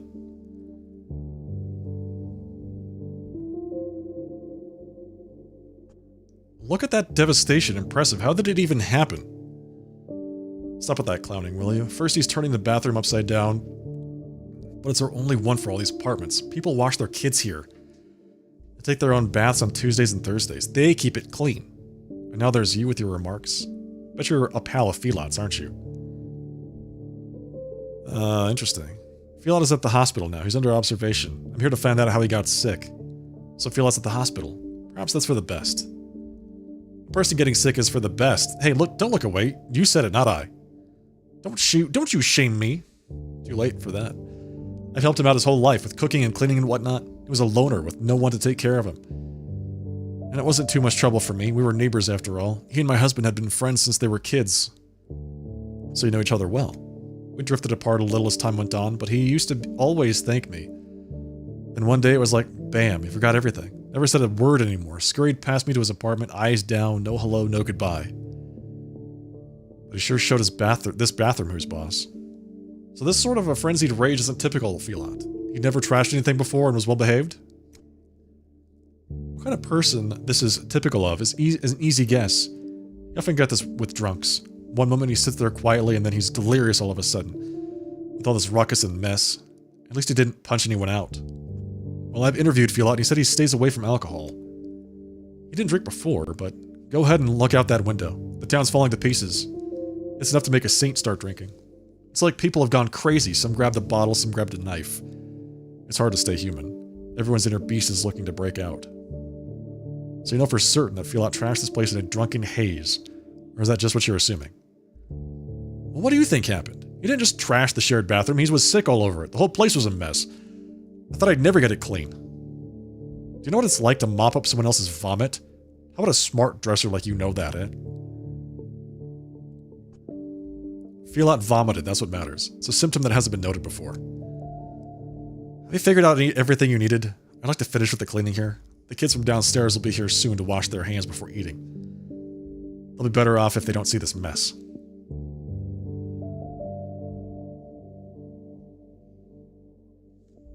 Is there anything else you could tell me about Filat? Do you happen to know any diseases he's had in the past? Chronic or acute, whatever you can remember. No, that man was never sick. Strong and tough as a cart horse, and I mean, I could easily imagine him pulling an actual cart. That was why they hired him to guard the Ilgimsky meat cannery back in the day. Guarding the meat processing plant is a tough job. It may have been the thing that undermined his health to begin with. If you ask me, Filat may be built for the job, but it's not a job for him. The Termitary needs security to make sure the steppe brutes aren't beating about town, but he was getting sentimental about them. That's why he and I fell out. We argued about whether worms and herb brides were our equals. Some security guard.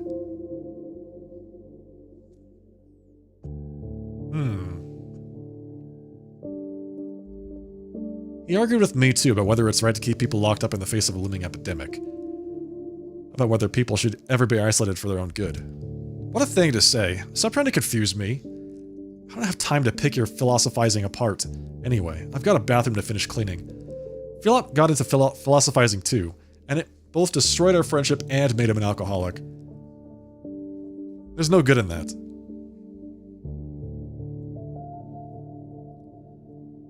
Where's Filat's room? I'd like to take a look before I go, after all. It's further down the hallway. Here's the key. I've got work to do. Been breaking my back for half a day here. And whose fault is it?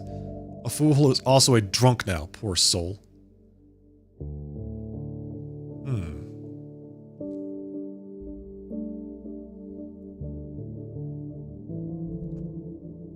Must remember to put hallucinations and vomiting on his record, according to a neighbor. Interesting. Broke the mirror! I wanted to break the mirror. Destroyed the entire bathroom. Filat went on a rampage drunk. Used to be quiet and calm. Delirium tremens after all. The neighbor is sure he got sick from drinking. Did Filat throw up in here? Though he denied alcoholism himself.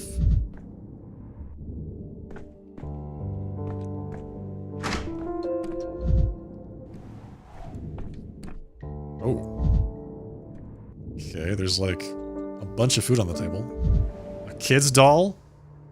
Nerves playing tricks is just a doll. Does Filat have children? But the neighbor says he lives alone.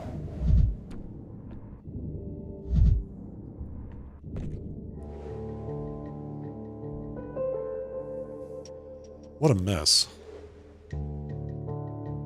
The food has gone bad. And judging by its appearance last month, who would eat something like this?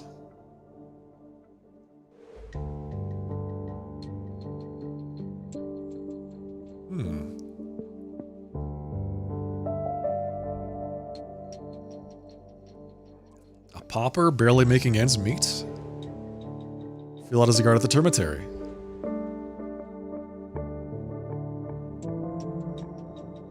Filat can't have a salary that he doesn't even have enough food for, food. Okay, so it's not that he's too poor to buy food, then why is this all bad? Something else is going on here.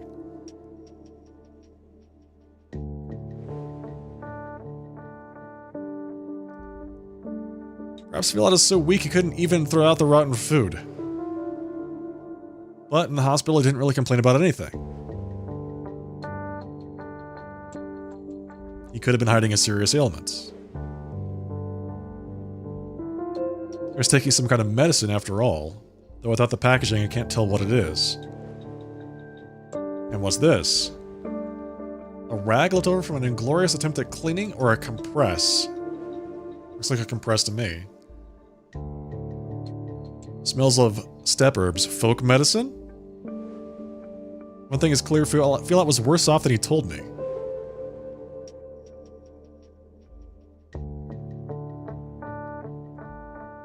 It's hard for seriously ill people to maintain their household.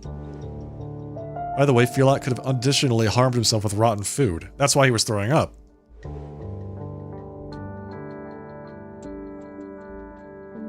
The neighbor complained that she had to mop up his vomits.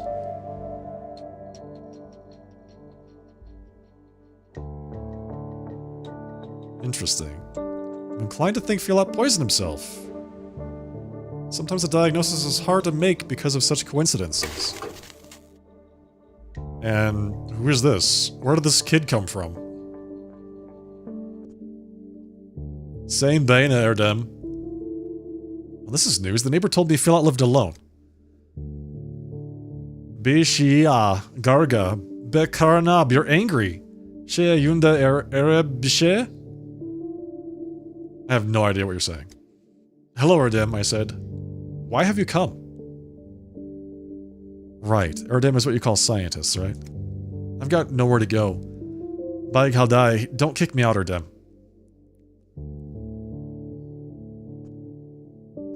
You're a kitten burglar, perhaps? Not going back to the Warren. You must be from the termitary. You're just who I need. You people call it the termitary. Ada Hamni Hairene. You smell like danger. Boleesh bi Alish. Go your own way. Will you tell me what's in there then? In detail, please. People are there, Katanga. What else do you want? We live there. How did you get past the guards? I'll tell. Just let me go. There's a crawl hole out of the Warren. Akai Filat watches it. Help me go around the angry guards. Terra Nemaya Abarba. Why didn't you just stay there? Let's see. Akai Filat seems like a savvy fellow himself. How much did he charge you for his help? Medena Oguya. Hara Ogib. What? Akai Filat took in, hid, sheltered, so no one sees. No one returns me to the Warren. Be Kododoho. Bayaria Kargeheb talked quietly. Zilga Nogohon Yaja Shushernib, so no one hears.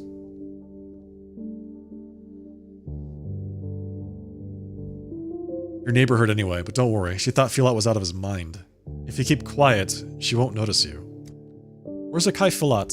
Yuun Bolohab. How is he? Finally some sensible talk. He's in the hospital, he's ill. I'm a doctor and I need to find out what he's ill with. Will you help me? I will! Namda Telek Hegia.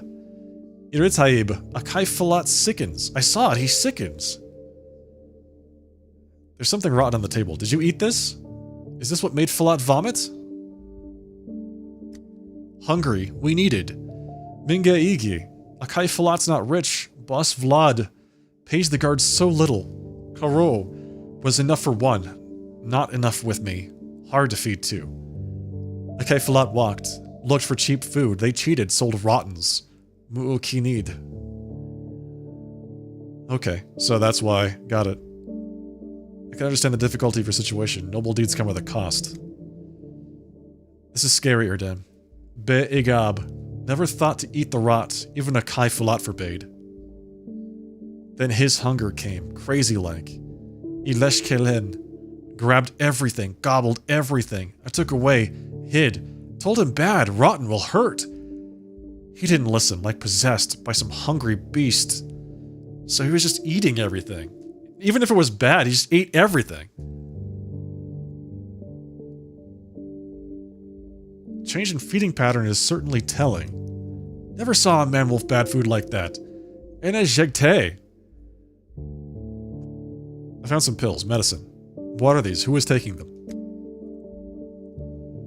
We don't use these in this step. But bata becher, medenguyib, a kaifalat, so that they are so the head doesn't ache. These rags in the bed look like they were used in a compress, to blind something hot or cold over an injury. Do you know anything about that? I do. In a hain emneleg.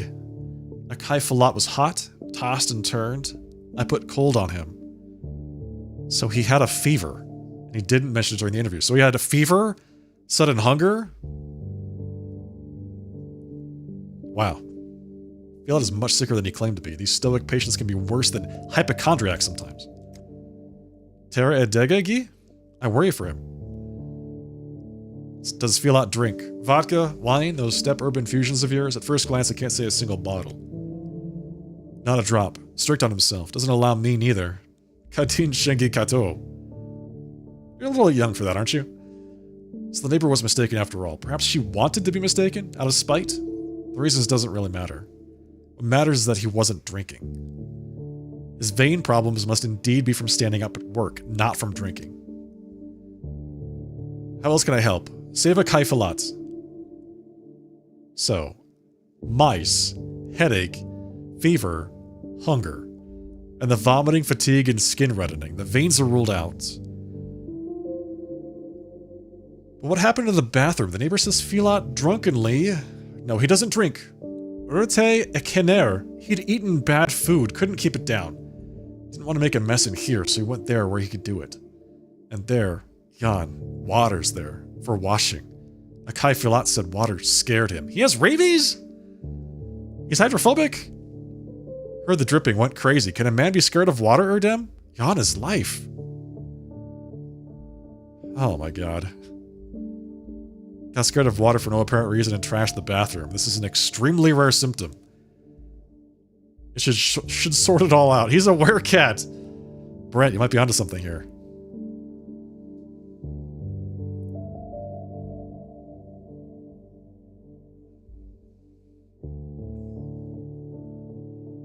Yeah, this is an extremely rare symptom. I think he has rabies.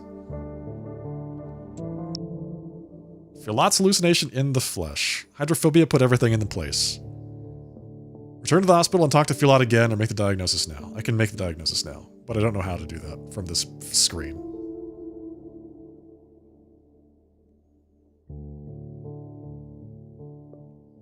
Fill the case book. Oh, I've got a case book right here. Got it. Where is hydrophobia? There it is.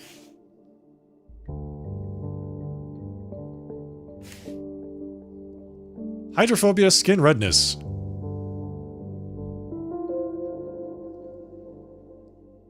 Okay, anemic vasculopathy.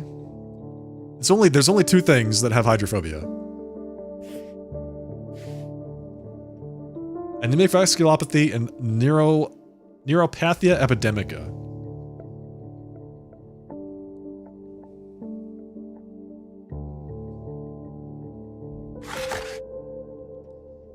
Disease caused by a group of viruses varying with the epidemic focus. Humans contract the virus from animals in their waste. The disease begins by acutely with fever, rapid heartbeat, nausea, and or vomiting, accompanied by a headache and photophobia. After 3 days, a rash appears on the skin and facial flushing becomes evident. The disease causes internal bleeding, leading to patient's death. Yep. Sounds about right.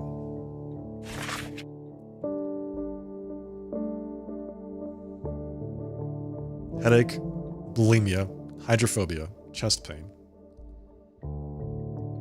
Sounds correct to me.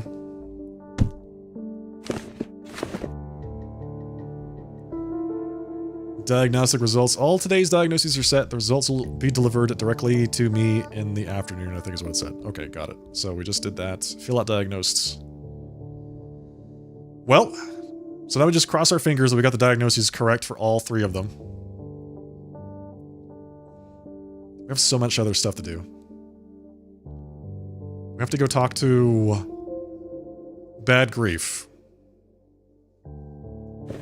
Apparently I have to go speak to Lara. Lara's in the middle of a diseased district? Plague district? Really?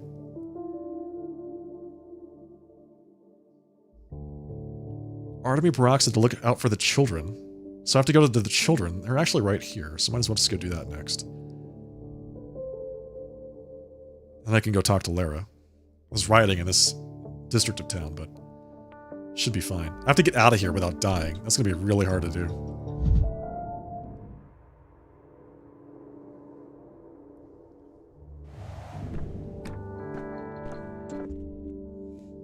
Well, what is it, Doctor? Does he feel like doing badly? Drunk himself to death's door, didn't he?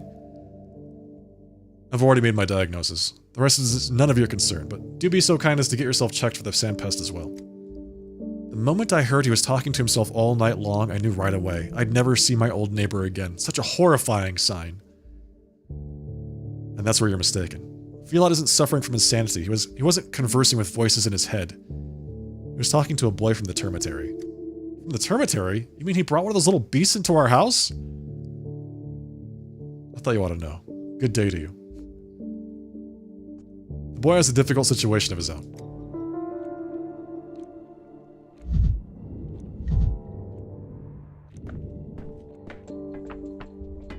Actually, you probably want to play this.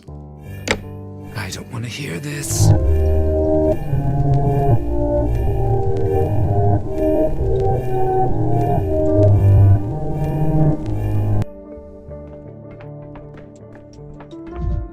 Okay. Now we run for our lives through the plagued area. So how do we get out of here? Forward, right, and then forward.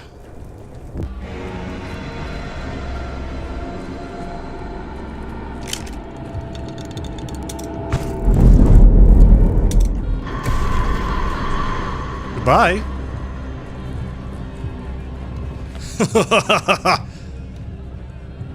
Goodbye. I don't even want to mess with that thing. We're just not going to mess with that thing at all. We have no more charges, though, so if we run into that again, we're basically dead. Routine. Were my diagnoses correct? I'll find out very soon. The reports will be delivered to the Stillwater this evening. 6 o'clock. It's already 6 p.m. So we're definitely going to have to do this day again. There's just no way for us to actually, like, do everything and to get all the diagnoses in at the same time.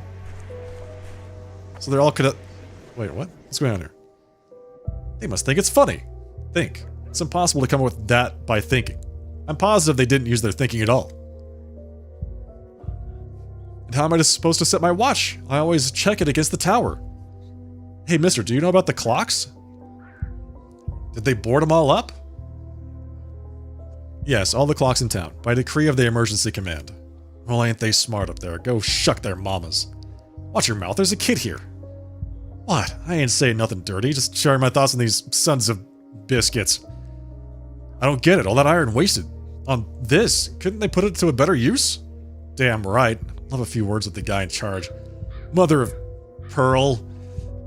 Took perfectly good metal and shucked it all up. Now it's just rusting away, it makes my eyes hurt.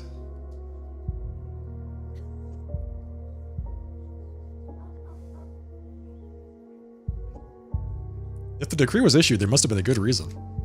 They're all idiots up at the town hall, high and mighty pencil pushers. They don't know a thing about life out here. They never step foot in the street, afraid to catch a cold in all that fresh air. Mom, can we go now? Stop whining. I'm all out of patience. Why is everyone yelling? Is it because the butterflies ate the time? Where do you get such nonsense? No one ate the time. They just took the clocks away, that's all. You know what they say, out of the mouths of babes. Kids say the dumbest things. That's basically what I think, so there you go. How do I get to the children, by the way? Down this way. To go look after the children.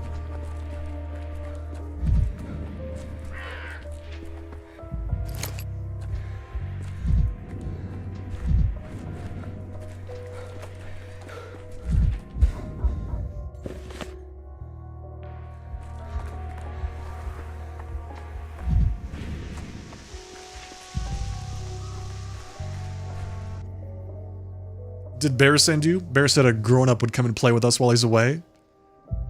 Bear? That's what you call him. What kind of nickname is that? It's not a nickname. Bear really is a bear. What? What's your name, mister? Daniil Denkovsky. What a stupid name. Say, Shrew, does he look like a Daniil Denkovsky? Not at all. I'd say you're more of a Babe Bullet. Suits you perfectly. Or a Thorn Apple. Which do you like more, mister? Babelette or Thornapple? Thornapple. That means you're a Babelette for certain. Babelettes are always choosing the wrong names for themselves. You're just jealous because he picked my name over yours. Brock, Bear, said there were 3 of you. Where's the 3rd child? It's not our fault, honest. Oh god. Say, mister, have you ever seen a door disappear? Like, you walk through the door and then there's no door? No, not ever. Told you he's gonna punish us. Too grumpy, even though it's not our fault anyway. We were playing hide and seek, and then there was this door, and Murky, and then the door, slam, and it was just the wall there. And we had nothing to do with it. We were just standing here touching the wall. Okay, wait, take a breath. Explain from the beginning, please. What door are you talking about? I told you the door is right here. It just appeared in the wall. Murky went through it, and as soon as it closed, slam! Gone. No more door. Just this wall. Bear's gonna be upset. He's gonna be so upset. Please, mister, don't tell Bear we lost Murky. I swear we asked her not to go in. But she said they were calling her, and she went in anyway. Door. Right here, in this wall. Showed up. Vanished. Am I understanding correctly? What a stupid old man you are. We told you we were playing hide and seek. A door appeared and then vanished, and Murky was here, and then she vanished too. Murky, where are you? Yell with us, mister. We're big. You're big, so you've got a bigger voice than we do. It'll reach further. Okay, I'm gonna yell with them. Murky, where are you? Murky, answer me. Oh, you can really scream, mister. I think I'm deaf now. I have an idea. Let's look outside the house for her. The door is right here inside the house. So, we'll go this way. You'll go the other way. We won't miss anything like that. It's foolproof. What? I can't hear you. I think I've gotten deaf in both ears from his screaming. Very funny, boy. Do you know how doctors cure deafness? By putting a leech inside your ear. Would you like me to cure it? No. I'm better already, thank you. I am perfectly healthy and ready to go look for Murky. So let's get started searching the house. Please? No, stop. Please. Stay right where you are and don't move. I don't want any more lost kids on my hands. I'll look around the house myself, so you two stay put.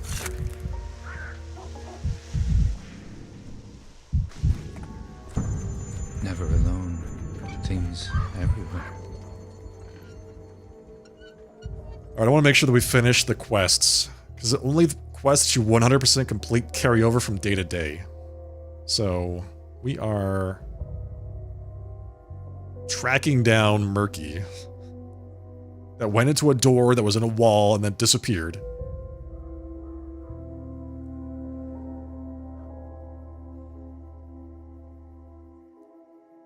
Then we'll carry that over to the next day. So I feel like these three, the diagnoses are correct. I'm hoping that when I go back to the Stillwater, that we'll get the vaccine for the day, and then everything's going to be fine for that. Carry that over into like a replay of the day, because then we're going to have to start over again and do all the rest of this stuff. The visions, the talking to Lara. We actually didn't get to a whole lot today. Just the vaccination. Which, of the things, probably the most important, but we'll see. What am I supposed to do? Either one of the children has disappeared or I've been lured into a stupid game. I need to search around the house where doors appear and vanish. Search around the house where doors appear and vanish. So they said that a door appeared here. And then disappeared.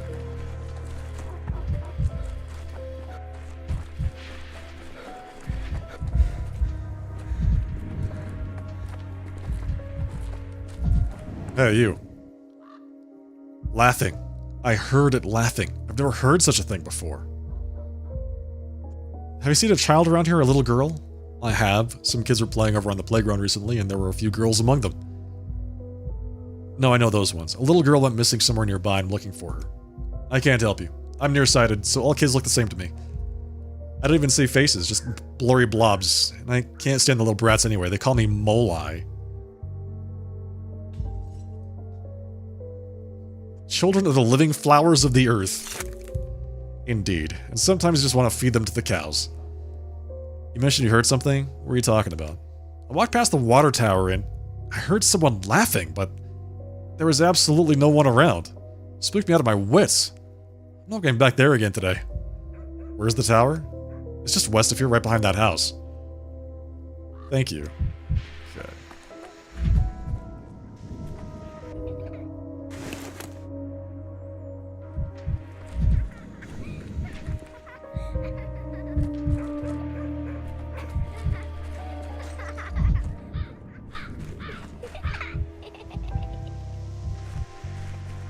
Well, I heard the laughing. That's, very creepy, but, yeah. Yeah?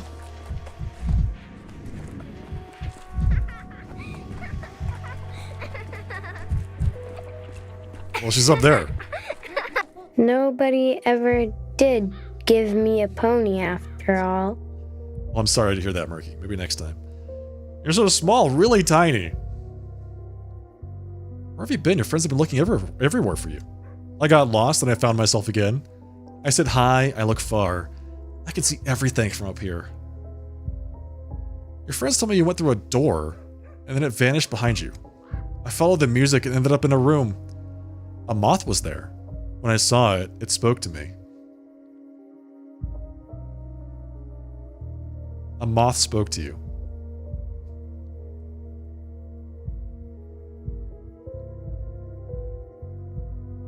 You don't really expect me to believe that, do you? Ha! You're so silly. Moths can't speak. Grandpa spoke to me. The moth was just there. Grandpa asked what I wanted. I said I wanted to see the edge of the world. He said, alright, but it's really high up. Are you ready? I said, yes. And he said if I got scared, a man would come and carry me back down.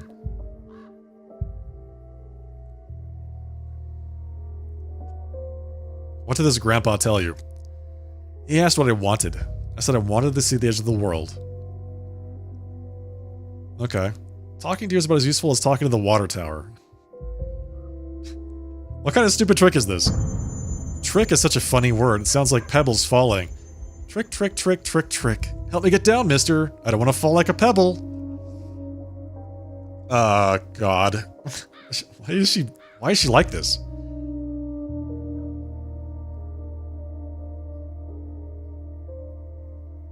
Just be careful. Let's see. So I can either try to, like... I can say I'm afraid of heights. I can leave her to her own devices. Or I could have her try to get down herself. And she got down by herself. Okay, so we just did that. And then she's on the ground now. I don't seriously consider the supernatural explanation of Murky's disappearance, do I? I need to tell the children their friend has been found. She's a unique one, gotta say.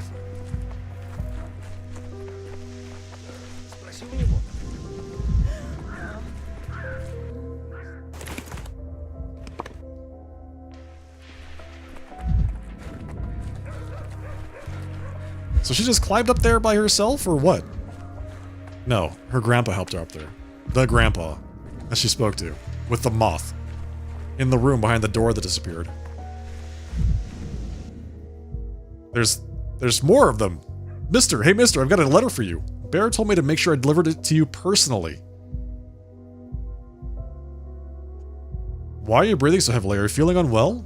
I'm out of breath because Bear promised I'd get a coin if it ran quick enough. I don't have any coins to spare. But Bear said you're not stingy. He also said you got a coin, so he lied twice. Hey mister, at least give me some tobacco then, will ya? I've got nothing for you. Wow, get a load of this. Oh, growing up with no money and no tobacco. And you don't even look like a beggar. Here, take your stupid letter. You wanted tobacco, but I don't have any tobacco because I don't smoke.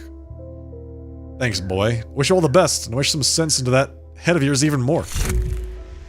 Wow, and then I'm just super manic, apparently. It was like the worst response I could possibly give to him. We got the note from the Haruspecs. Every creek, like a gunshot. Alright, what do we get? Note from Haruspecs.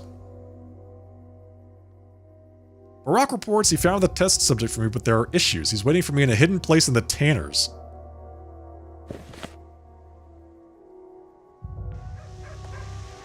Does that mean I'm done with the kids? Yes. I'm done with the kids. There are some issues. What does he mean there's some issues?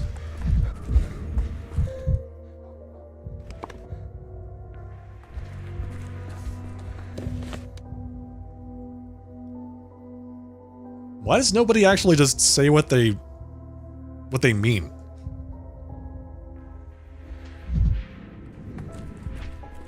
They all have to be so circumspect about everything.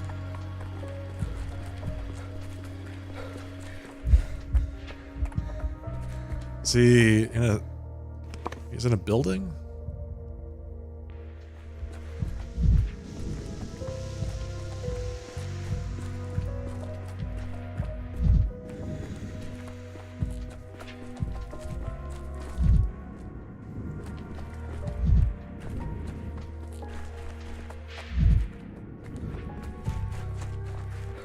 Oh. Oh, I see. Mesoslimic. Greetings, physician. Sorry I had to call you out here.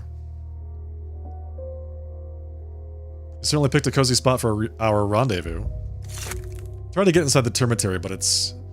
me, we men. I've never seen that much security. If you couldn't get into the termitary, who have you brought with you? His name is Kanjer. He happened to be outside on the day the termitary was locked down, but his family was left inside. I found him in the abattoir. You went to the abattoir? Really? He's ill, Imshen, and he's agreed to help you research, but on one condition. What's the condition? You will kill him. I'm looking for death, Imshen. What do you prefer?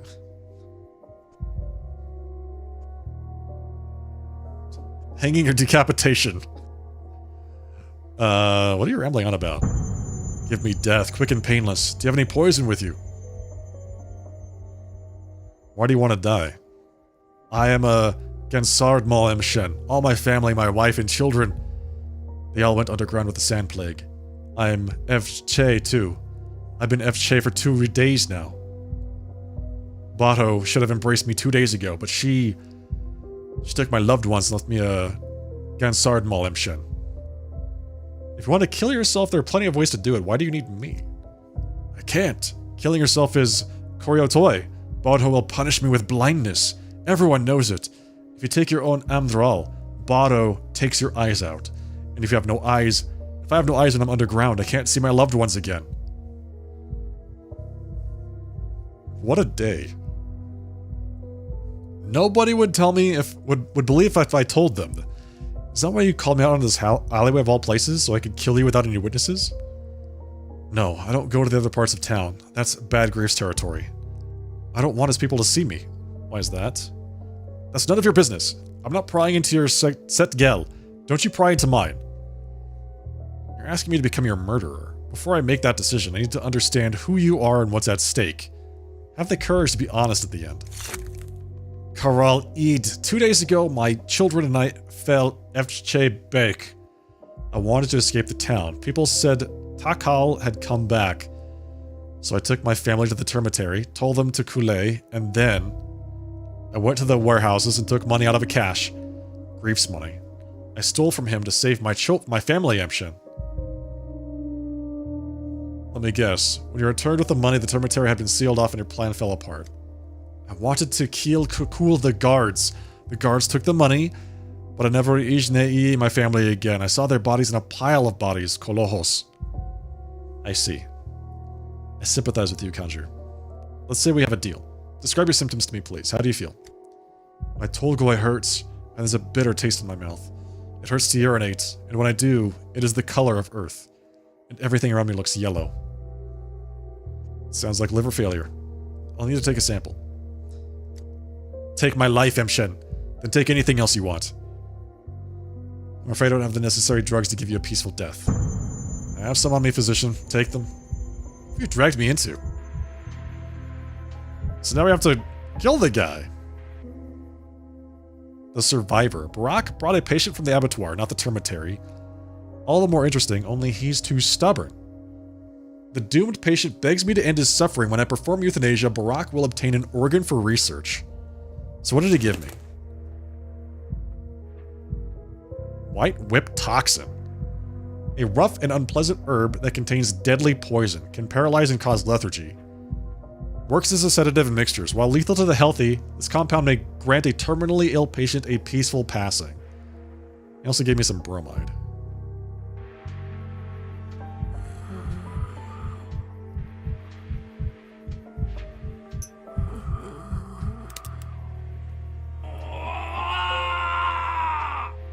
Well, that killed the hell out of that guy. The patient died in agony because of me. He's dead as hell. The town's pulse is calling. I can hear it. My hand slipped, that happens. This Oopsie. calls for a surgeon's precision. Step aside. We got such a horrible fate. My job is to examine the tissue sample in the analyzer. So I have to go back and examine. Unfortunately, he did not pass quite as quietly as we would have liked, but that's fine.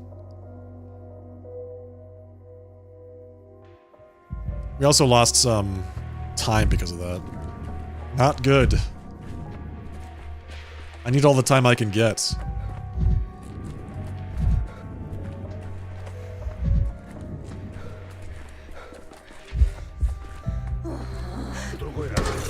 Vibrant. Everything's so vibrant. Okay, what's the plan? We have to go back to the Stillwater. There are points of interest left unexplored. True, yes. Yes.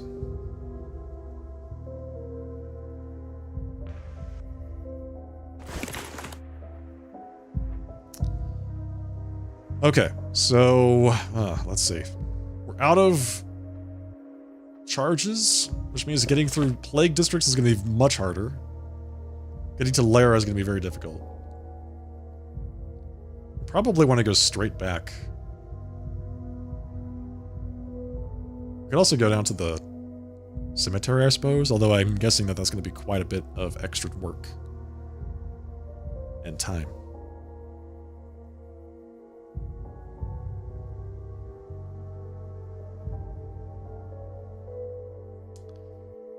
Okay, let's do this.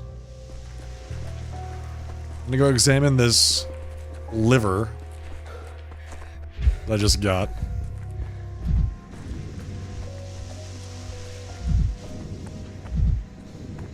What's going on over here?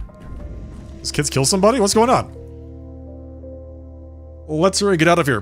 Please, before someone comes and sees us. Too late for that. You see his eyes? They're just like marbles now, they are. Are they supposed to look like that? Hey, poke him with a stick. What if he's just faking it? Trying to fool us, eh? Not gonna work. Let me through, I'm a doctor. If he can still be helped, Hold on, no, there's nothing I can do. The boy is dead. Dead? This is definitely no fakery. What happened here? An accident or... Dead. Dead. They started it. They came after us. They snatched Khan away. What were we supposed to do? We're defending ourselves. Anyone else in our place would have defended themselves too, right? Is this your doing? So what if it is? We've got every right to protect ourselves. They set up ambushes and throw us in cages. Do they think they're better than us? Stronger than us? Now who's stronger? It wasn't us. It wasn't me. All I did was shoo his cat. It was sitting on him and hissing, and I got scared it was going to pounce, and... Well, put a sock in it. You're not going to get off the hook like that. They think their souls live inside those animals, they do. So if you shoot his cat, that means you ripped his soul right out of his body. Finished him off is what you did. Someone just died. A child has died. He's got eyes like glass marbles. Is that because he's dead? What you mumbling about, Agnes? You like marbles, right? You want me to take him out of his eye sockets for you? They'll make nice souvenirs. Hey, don't!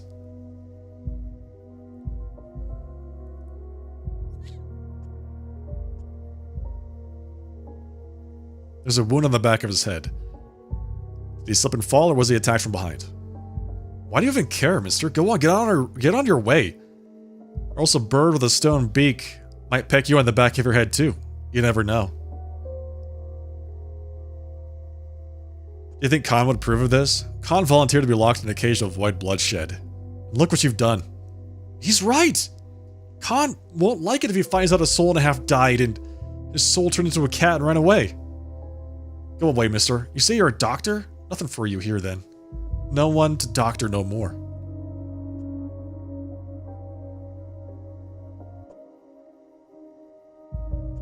Pack only ambushes its prey when it's weak and isolated. You might wear dog masks, but you act like hyenas. They killed a kid!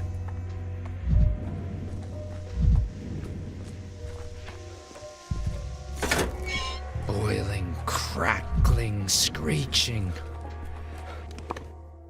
Not good.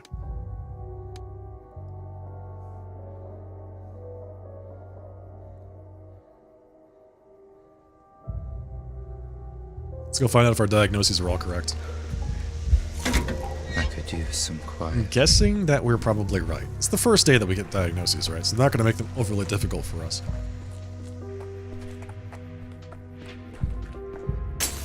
In every shard, a new me.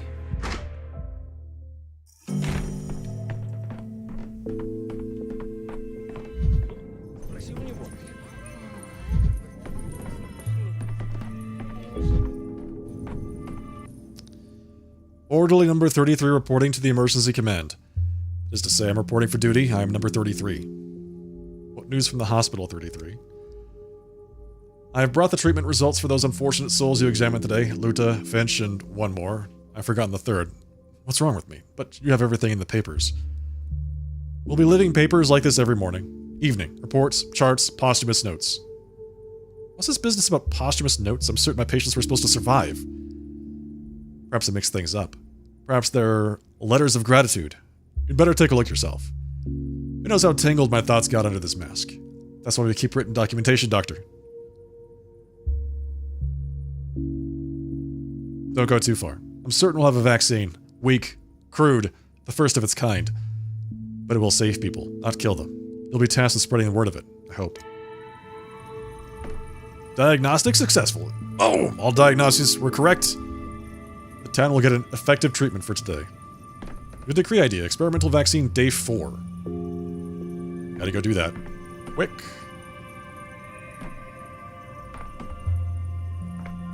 Also, I need to get this guy out of the way because he's standing in front of my thing. I need to loot that so I can reload my prototype.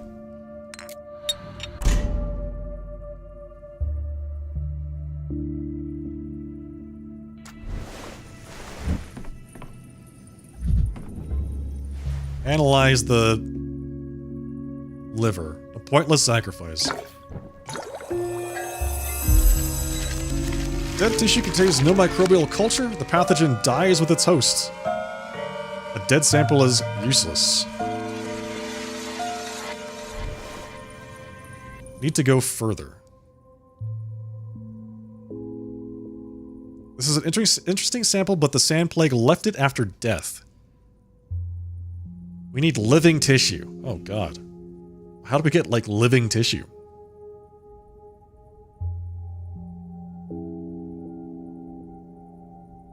A working proto-vaccine is prepared. Another day for the town was snatched from the clutches of the plague. We have several things that we have not yet done.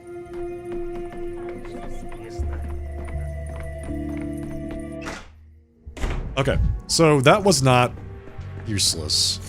Forgot that there's so much of the world. The guy suffered when he died, and I'm sad for that, but still. Not a whole lot that we can do about that. Let's go talk to Georgie. Let's see how he's doing. Good old Georgie.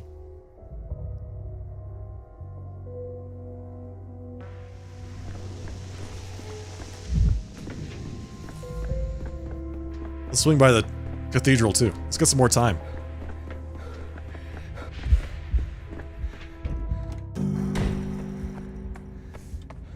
Really good plank.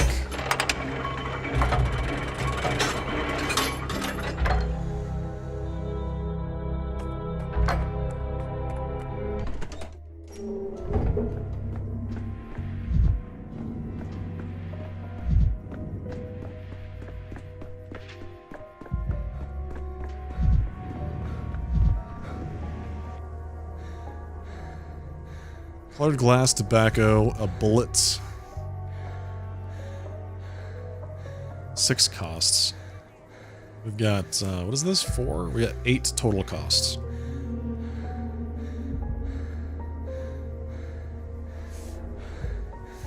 One cost. 6 costs. 2 costs.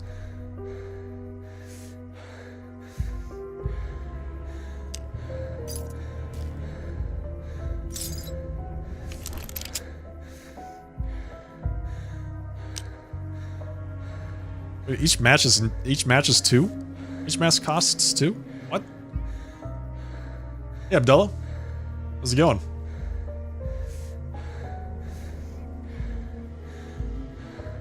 How are you tonight?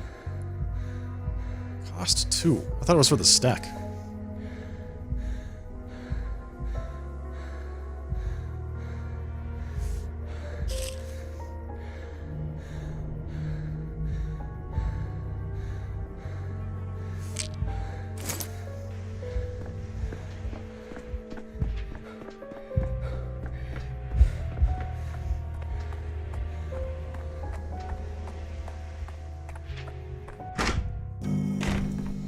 Hello, what's going on here?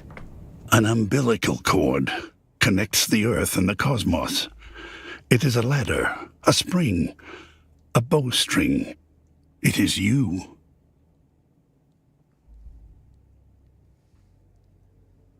Bachelor, you arrive at a most opportune moment. Would you mind helping me to resolve a matter of some complexity, so to speak? Please hear the accusation and lend your mind to the weighing of a verdict. To be honest, Your Honor, I came to speak about Simon. Let's see. I have no experience with legal matters. Experience is a rather relative thing. You seek to understand Simon, do you not? If so, it will be instructive for you to put yourself in his place. Simon was particularly interested in trials where law came into conflict with justice.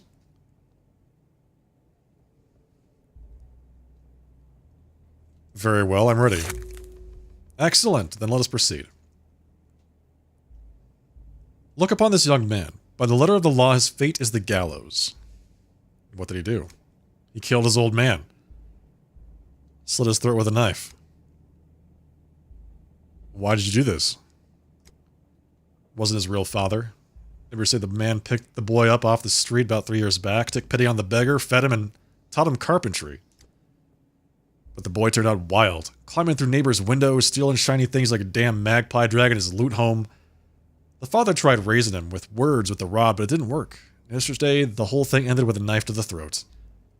Poor bastard. Why did you steal from your neighbors, boy? He won't answer. Seems he's mute. Don't talk at all. You see, Bachelor, once again you depart from law and turn toward nuance. Think about why you were doing so. Is it compassion that guides you, or do you wish to ease your conscience? Acting strictly according to the law would be too cruel, would it not? Who cares why you stole? Theft's a crime. People got to be judged by their deeds, not by your guesses. To pass judgment, one needs to see the whole picture.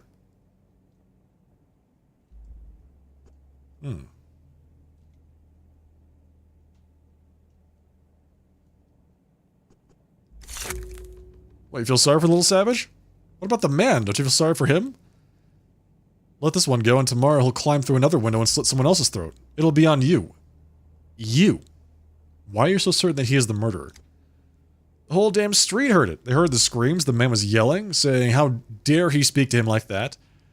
Then there was a crash. The whole flat was turned upside down. So they fought. Think, will ya? What kind of stupid questions are these? Of course they fought. And in your view, this frail youth could fight an adult man on equal terms? He's wild. You just seen how savages fight? Think, Bachelor, but about yourself, not the case. You probe the accusation for weakness, but why? I want you to look at yourself from the outside and answer this question. What is driving you now? A thirst for justice or compassion?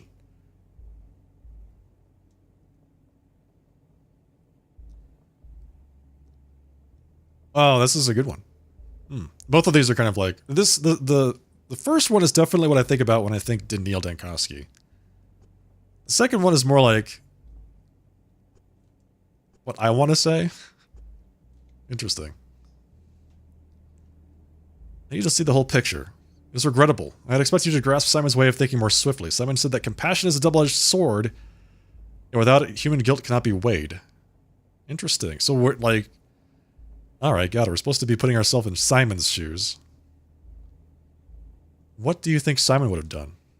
That was his gift. He could see beyond dilemmas and paradoxes, reconciling compassion with law. When faced with two resolutions, he was able to choose both.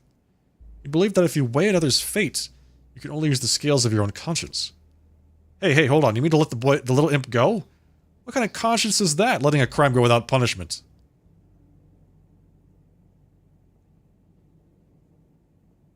The boy is guilty of theft, that much I understand, is proven. The other charges are shaky. Well, look at this. Shaky, he says. We hauled in a wagon full of evidence, and it's shaky to him.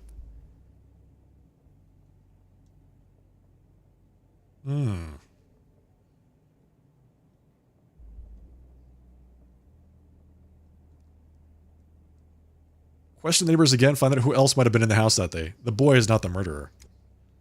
Thank you, Bachelor. I shall take your observations into account when I render judgment upon the boy's fate. As for your own fate, you are not yet prepared to understand Simon, or to think as he did, but I see that you are trying. Return the day after tomorrow. Another dilemma awaits. Interesting. Got it. Okay, so you're like, I don't know why we need to prove ourselves worthy of Simon, but I feel like we've maybe moved this forward a bit. He did tell us to come back later. This is day 4. He told us to come back on day 6, which is beyond when the game ended previously. The game ended on day 6, so we'll see if that actually happens. I'll be there, I promise. Simon's lessons. Bad grief is dead.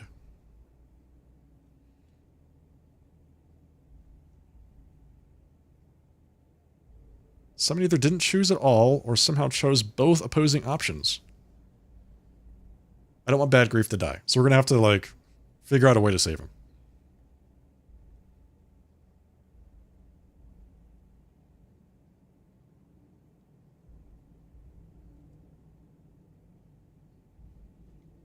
We still have to figure out what is happening with Grace. So we have one thing, I think, to resolve, possibly. So we do have to do the day again, but only once, it seems like. We have to save Bad Grief, and we have to figure out why Grace says that there's a man buried alive in the cemetery.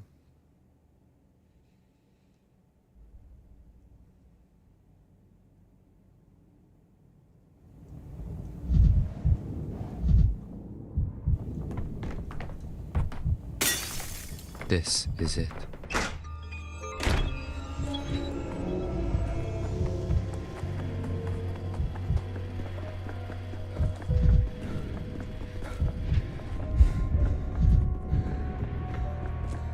Okay.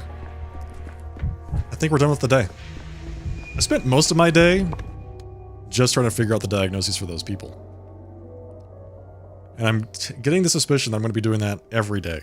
Every day is going to be, like, diagnose people, maybe do one thing, and then go and do everything else.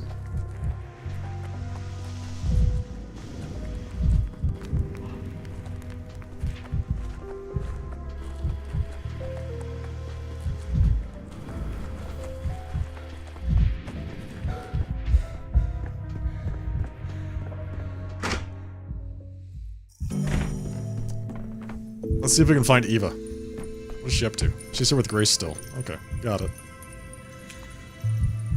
There's a clock at the bottom of this pool? Interesting.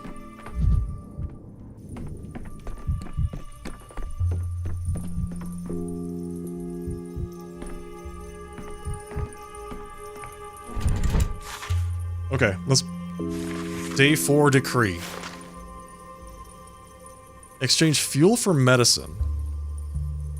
So we can add more medicaments, but we're not out of medicaments yet. Encouragements. Decorate the town with colorful lanterns. Experimental vaccine, day 4. Minus 145 contagion.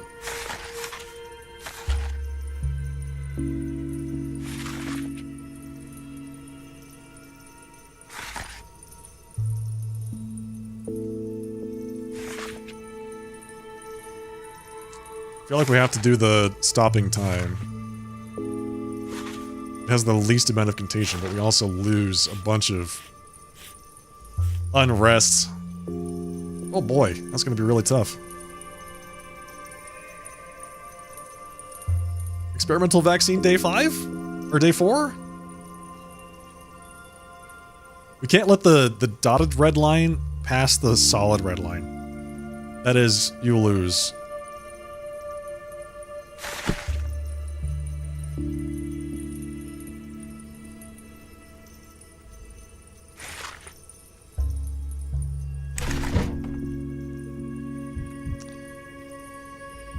Okay. Decree's done. Let's redo the day. I have to redo day 4. At least one more time.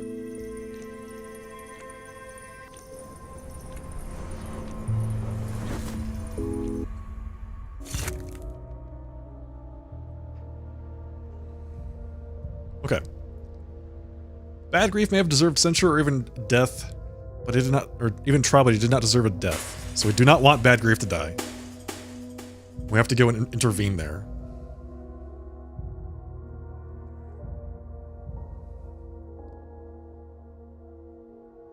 On my 4th day in town, the kin buried Reuben alive in a coffin. Oh, so now we know who's in the coffin. It's Reuben. Stack Reuben. Why is he there? Revenge of the Odonga. The kin is angry with Reuben over something. So we have to fix that. The game spoiled itself. Now we know who it was and why it happened. That's Stack Reuben has been buried alive in the graveyard by the kin for something that he did.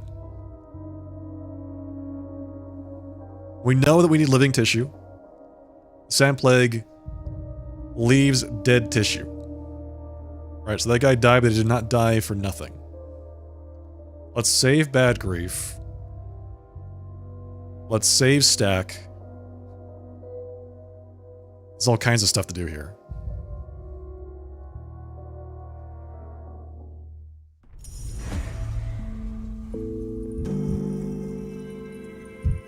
I wish the new theater season begins. What? That's different than it was before. Camera obscura. Camera lumina.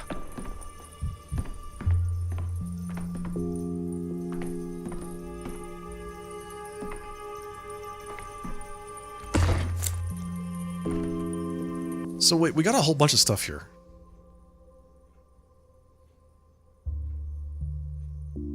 Like a marmot. If I try to flee, I'll be caught and caged like a rat.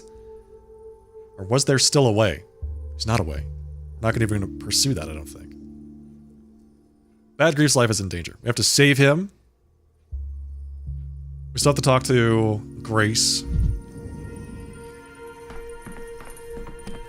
about the person that's buried alive.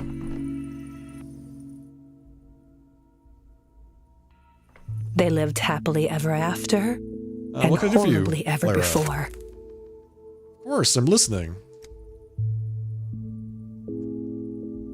Thank you for being so eager to help. Was told the plumbing system had been destroyed. Where do you get your water? I'll arrange for you to get some supplies. Where do you get the water from? So the water carriers gather at your place. I have to go see her. I have to go visit her at some point today because that will be very critical for me to actually like get the water back up and running. If we can get water carriers committed to bringing the water back into the town, then that will at least provide some extra time for us. The gravediggers have scattered. Simon taught me how to read. Okay, so we know that there is a person buried alive in the cemetery. Who could conceive of such a twisted punishment? We have to hurry him, rescue him.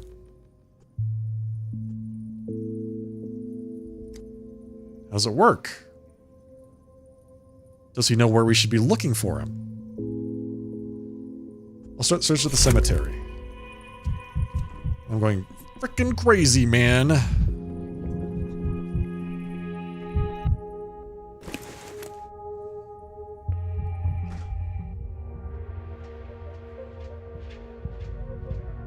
Going insane.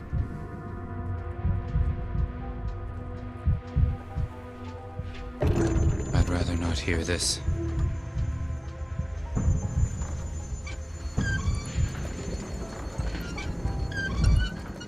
Okay, well that was nice. Still pretty insane, but not as insane as we were going. Alright, so we have to get to... Gosh, a few places. Grace's vision. We have to go to Lyra's place. We have to go to Bad Grief's place. We gotta go to the graveyard. Check on Stack. We have to check on all 3 of his buddies today, apparently.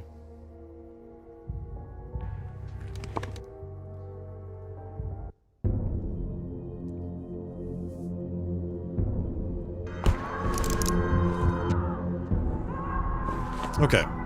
Bad Grief.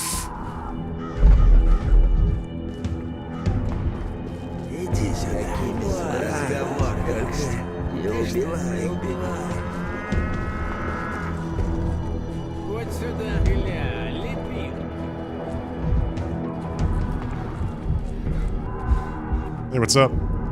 You! The hell are you skulking around here for? Who do you run with? Not one of Bad Grief's boys, are you? You don't look it.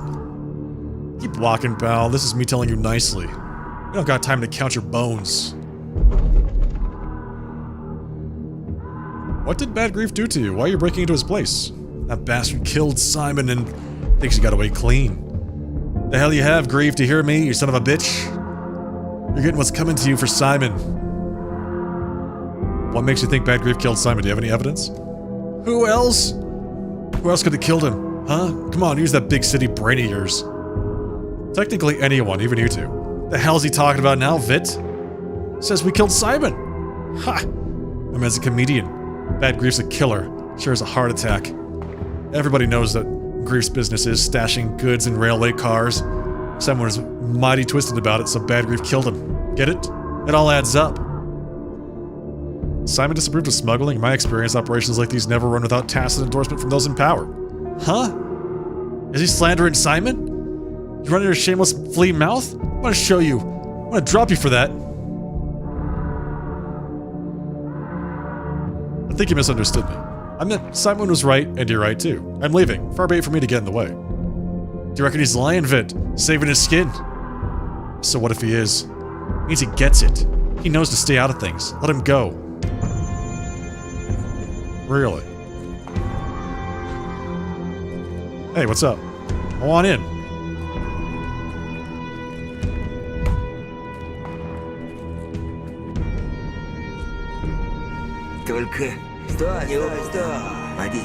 Yeah, you want something? You want something? Hey,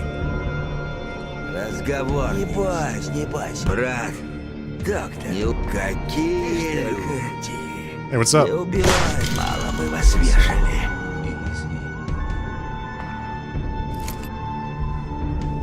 Okay. Thief has no stone wall. Several thugs are breaking into Bad Grief's lair and they'll break down the doors soon. Unlikely they just forgot their keys. The danger to Bad Grief is eliminated. Now all I need from him is the truth.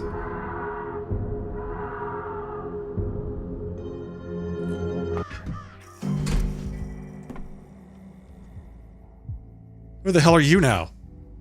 I'm Daniel Dankowski. You say that as if we should know you. Sorry, pal. First time I heard your name. It's alright, pal. Who are you people, by the way? Us? We work with Bad Grief. So he's not alone out here, then? Why are you trembling in the corner like field mice? There are 2 of you and 2 of them. What's the problem? We're not fighters, we're just businessmen. We don't have nothing to fight with, neither. No weapons. Businessmen. I know what kind of business you do, and I don't buy your disinclination for violence. But very well, where's Bad Grief? There he is. He's got a hole in his side, but he'll live, I think. I'm a doctor. If he's wounded, I can help. Really? You know what those guys are, you? They got it into their heads Grief bumped off Simon. The half-wits flew right off the handle. Just ask Grief if he'll see me. Hear that, Grief? There's some guy here, says he's a doctor and can help. Huh? Come on in, doctor. So he's conscious, that's something at least.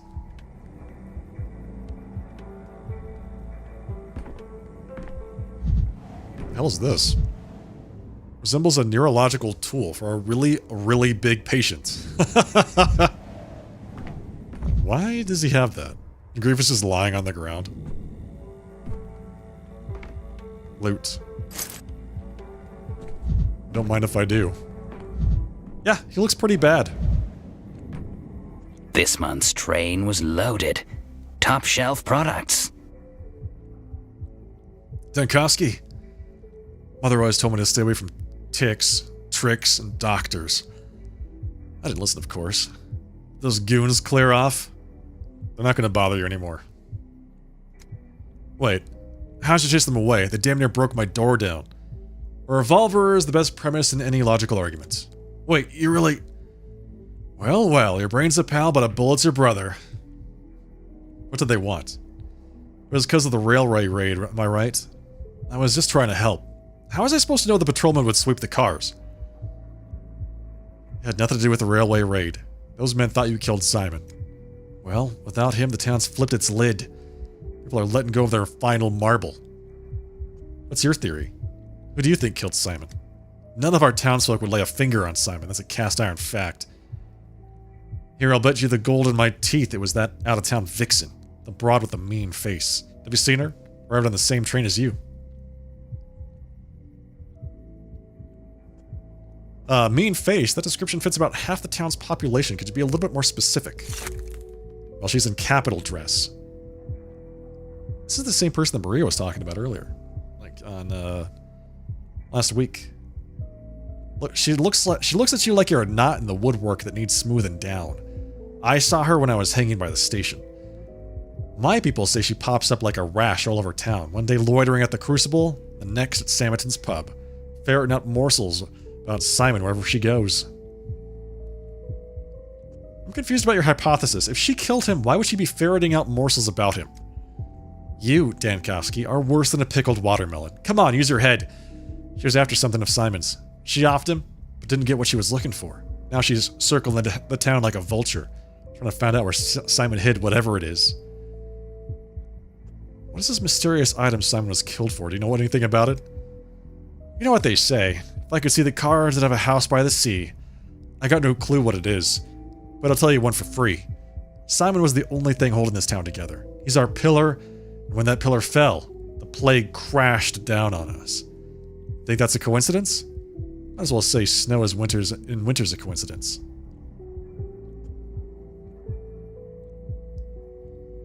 Either way, an out-of-town woman asking about Simon is interesting. I suppose I ought to track her down. Am I just gonna leave him on the ground like this? We're just gonna leave him on the ground? Like, alright, fine. Sounds good. Sure.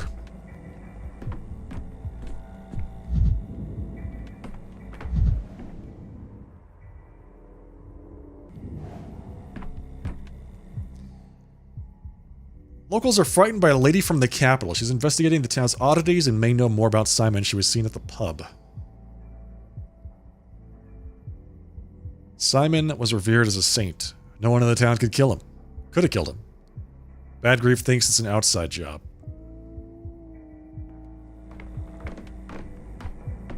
Well, let's go check out this lady.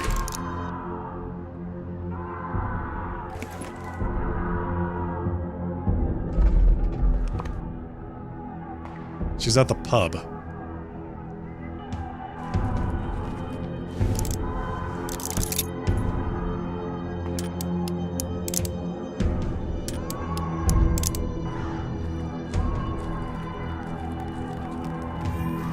Keep quiet in the library.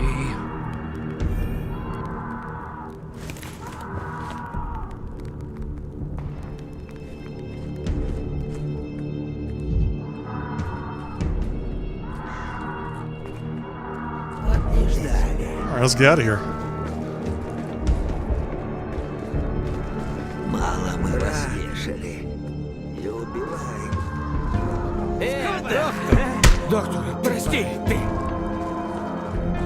Yeah, that's what I thought. Why don't you guys just relax? I've got a gun. I still have a gun. You just saw me pull it on you.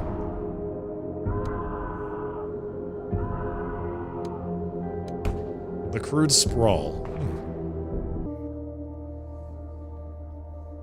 So there's only 2 infected districts at this point. Interesting. The town This, dribbles.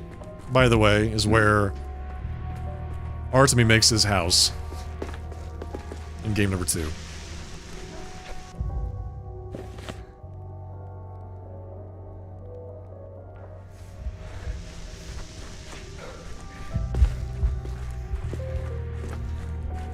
Gun is not even loaded. You can point it at them without it being loaded and have the same effect, yes. I happen to have 3 bullets. But you don't need bullets to intimidate people. Hey, Quack. How are things? Misophonia, Dankovsky.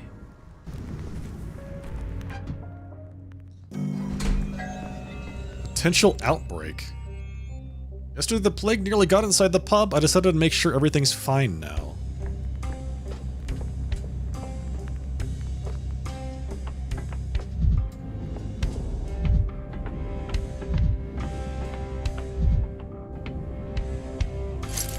What is this?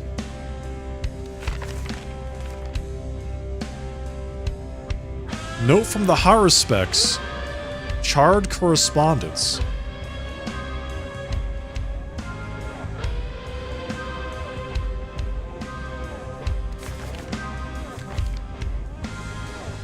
Ag cannot burn anymore. You are, as always, pursuing lay, but you are looking in the wrong place. An amazing paradox indeed. What you seek is not ahead of you. I'm to leave this woman alone. Focus on bringing it to life. You hardly need my advice on blank. Like a whole bunch of just random stuff. And it's not a whole lot you can get from a burned letter, but still. Hoping for your Friday to be over quickly. Got it. Well, I hope it's over quickly. Do you know those Stamerton staircases? The ones that lead nowhere? I went up one this morning, and there was a door there, all carved like. An interior door. No door jamb, just standing right there at the very top. And did you open it? I did. Wasn't no easy feat either. Did you go through? I did. I totally did, I tell you. Where'd you go? Right here, that's where. Nice, but a different question. Go on, I'll tell you the truth from my heart. They say there's a scary lady walking around, dressed in capital fashion. Asking about your Simon. Have you seen her? I have, right here too. She was setting the pub on fire. So did she succeed? Let me guess. Now they tell me the pub is burned down, this very pub where we're talking. No, silly, or just a bit? Well, she did burn something. On the letter. So what did she burn if it was not the pub? Who knows? Some kind of papers. Blackmail material, probably? These furnaces of ours, they're not for that usually. They don't burn. The pub's made in an old underground workshop. They were here since those times. Curious. Very curious. Thank you, friend. Here, drink to my health. Is this Stamerton? Why does everyone come to gawk at me? Because you're so handsome. Dankovsky, you're the view from up here is to die for. They say some damsel from the capital is frequenting your bar now. Ah, I didn't call this filthy cellar the Broken Heart for nothing, did I? Dankovsky and his damsels from the capital. What is a pair of pretty thighs the only thing that can lure you to the ends of the earth? I was told she might have something to do with Simon's murder. Oh, look at this. The plot tightens. Dankovsky has lost his heart to a belle who's killed Simon Kane himself. Please stop. This was a serious question. I know, but you're so funny when you get mad. I can't deny myself the pleasure. Look at you, you're blushing. Just tell me, have you seen her or not? I'd remember someone from the capital. If she was here, then I must have missed her. But it's not like I stick here all day. I'm a busy man. Ask the bartender. I will, thank you. Mystery of identity.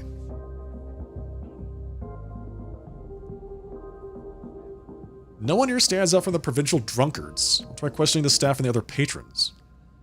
I found scraps of correspondence among the ashes. With a bit of imagination, one can read anything into them.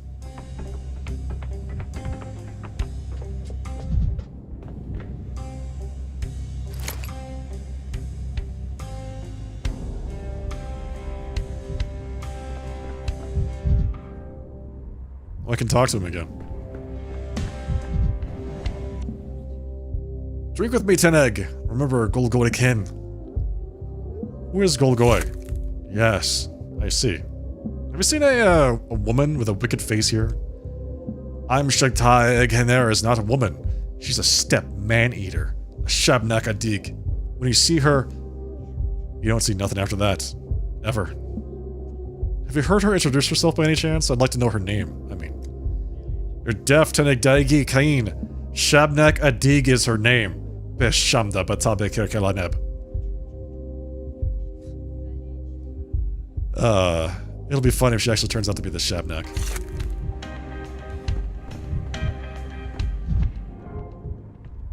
Hello.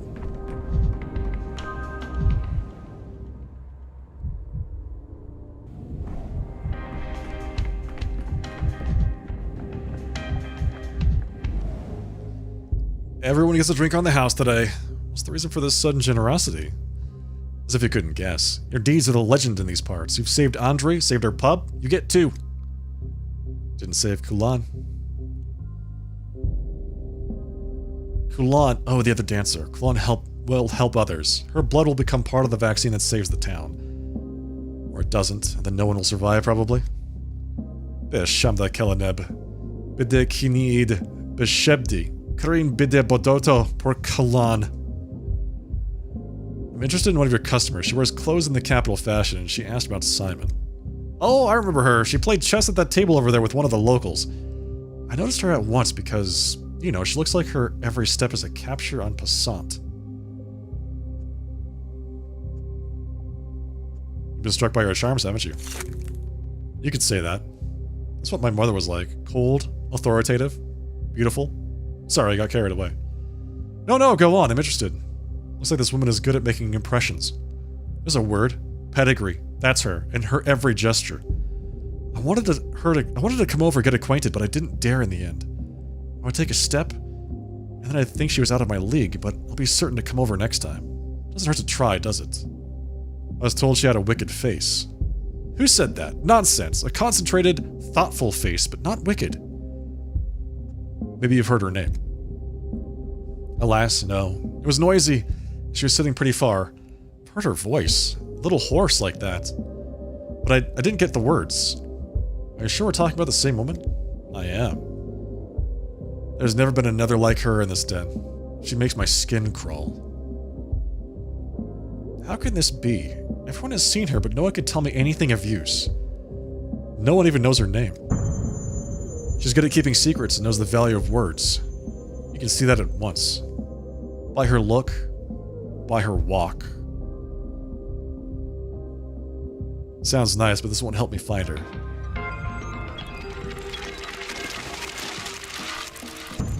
Why would it matter? Potential adversary. The capital lady does visit the pub at night, but she arrived in town only after Simon's death. Unlikely she's the killer. Did she come here on her own, or was she sent by someone? Is she after Simon or me? I can't track her down yet, but I'll keep my ears open. So there's a potential... Like, there's another person here from the capital to do who knows what. She's been asking about Simon. Interesting. Wait, you're Eva's lodger, aren't you? I haven't seen Eva here for a while now. She used to visit every day, but now she avoids this place. What's happened? As a doctor, I would advise you to stay home as well. There's a quarantine in town, and it's been invoked due to an epidemic on a scale never before seen. If you say so. I do miss our conversations, though. She's an incredible person. It's like she lives among us by day, but by night, she goes off to sleep on a cloud. And there's a cloud tangled in her hair like a feather. That's why she has that look. Sometimes the mistresses of the town lack some of her qualities. I mean the white mistresses, of course. Are there other ones? Of course there are. The scarlet mistresses. The dark ones. Haven't you heard about the late Nina Kaina? She was 3 yards tall, maybe 4. She could bend a candle flame with her gaze. I don't understand. What does a mistress's height have to do with her color? Oh, no use explaining that. You need to live here to spread your roots through the town. That's when you'll understand. Tell me, have you met any other interesting ladies to talk to in these days? They say there was a guest from the capital here. I have. We talked, and then she left. Everyone leaves this place. She mentioned when she was going to return here. No. To tell the truth, this place seemed pretty depressing to her. I explained there used to be a workshop here, that even the furnaces remained. She was interested. Did she ask about Simon King? She didn't ask. I think the Stamanton brothers are of more interest to her, their polyhedron especially. She talked a lot about it. Then, she suddenly asked if I had any matches. What for? I don't know. Well, she definitely wanted to burn something. Thank you, you're of great help. Appreciate that.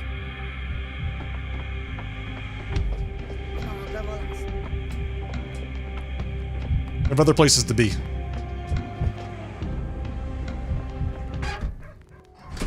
Other places to be. Tired of this noise.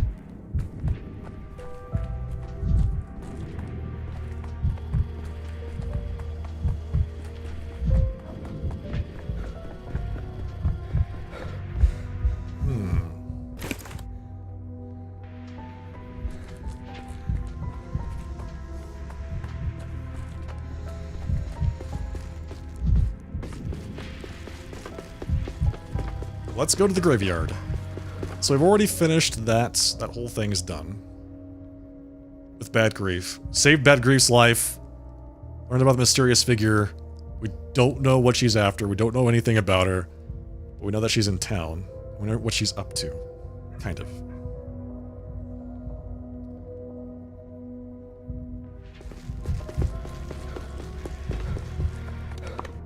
Okay, let's go to the graveyard.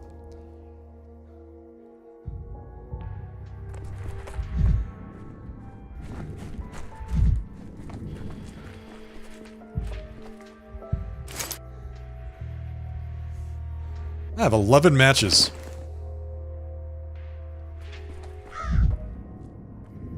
What am I supposed to oh. Like, oh, there's a bunch of crows here. This looks particularly interesting. Isidore has found peace. So that's Isidore's grave.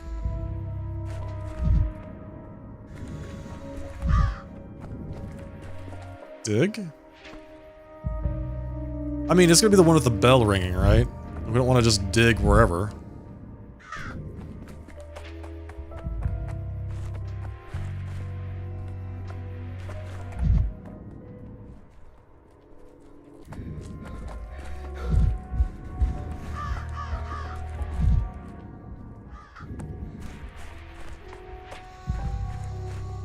Well, some books on top of this grave?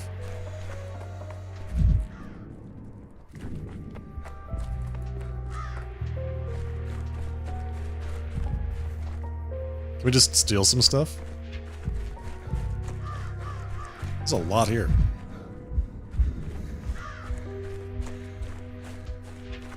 Okay, we gotta go dig it up. That seems like the only place we can actually interact, so... It's over by the crows anyway. I'm sure that's where, like, the clue is for us.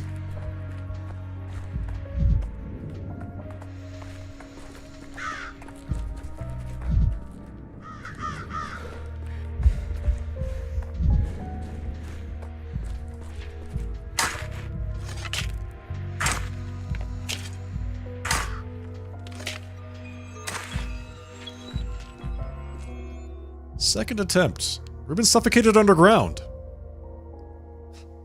He died! Now I know where he was buried. Next time I'll manage to save him. I have to go back and do it again. We didn't save Ruben because he died. Suffocated. I guess we have to like, not dawdle with that sort of thing. I'm not happy about that. That means I have to use up more of my amalgam. That stuff's hard to come by.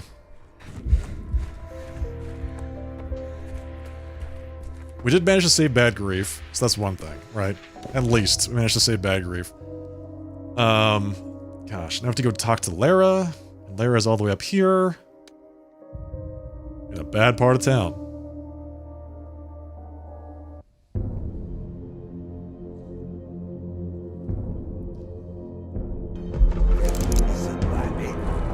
Hey, what's up? Не убивай.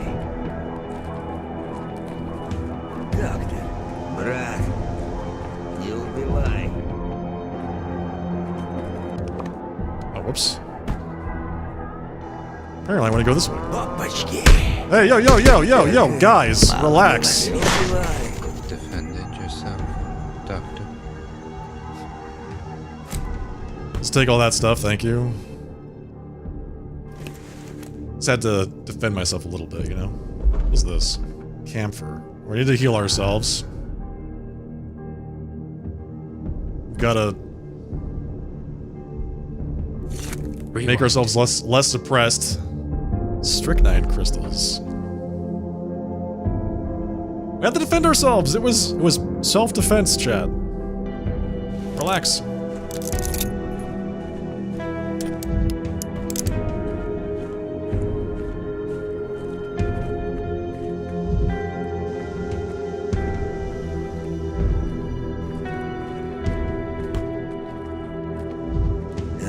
Поди сюда. Мало мы вас вешали. Вот не ждали. Брат, не убивай, не убивай.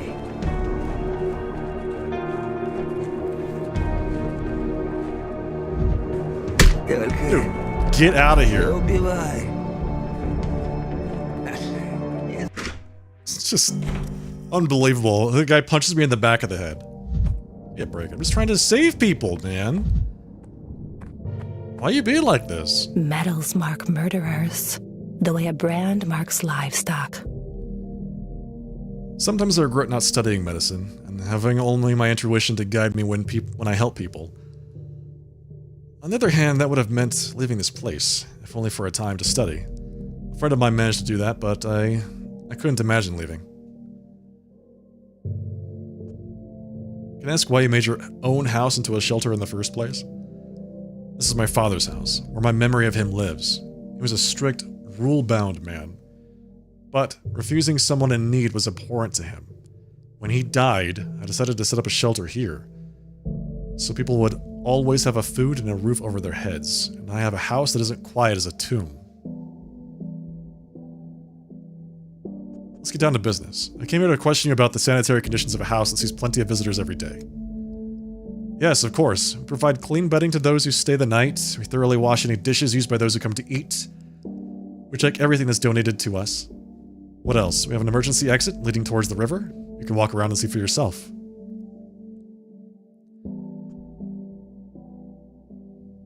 First glance, the house is in good condition, no signs of plague. But will you let me check the water? It's crucial during a plague, but also a possible infection vector. I'm no doctor, but my thoughts also went first to the water. My friend has given me the idea of bringing it here from the steppe. The remote springs there. He literally carried the first barrel on his back. That's why we called him Cub as children. He's always been strong. Do you mean Barack? That was nice of him. Doesn't mean we don't need to analyze the water in my lab. Of course, if you need to, go ahead. Take any samples you need, though. To be honest, the thought of you doubting the steppe water frightens me. Everyone needs water. Therefore, we should make sure it's safe to drink. Water from the House of the Living. Water for all, free. While the town languishes from thirst, the shelter pours water for anyone who asks. True paradise, but I'd check that water. Okay, so we got the water from Lara. Just need to check it. Make sure it's not, you know, full of bacteria or something.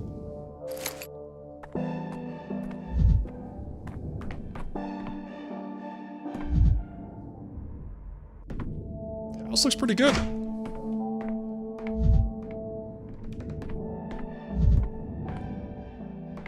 Just a few people here, looks like. Have their supplies. I find it funny that one of the questions was, where did you get the supplies from? When it was Daniil that gave her the supplies.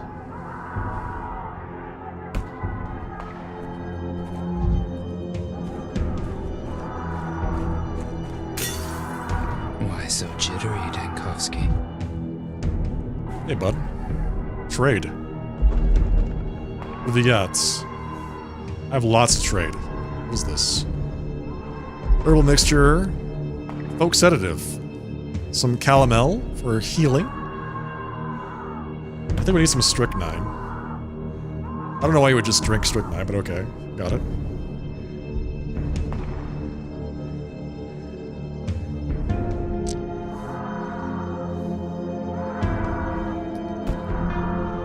Probably need some of this for healing, if I had to guess. Swevery extract. Serves as a natural stimulant when mixed with other components. This compound has little value for the healthy, but it may greatly ease the passing of the terminally ill. Oh, okay, so you could use this to help somebody that you find that's suffering. Got it. I feel like the morphine is actually better. Because it's, like... The last time I used some of this stuff, it just killed the person outright. Just killed them instantly. So... I don't know.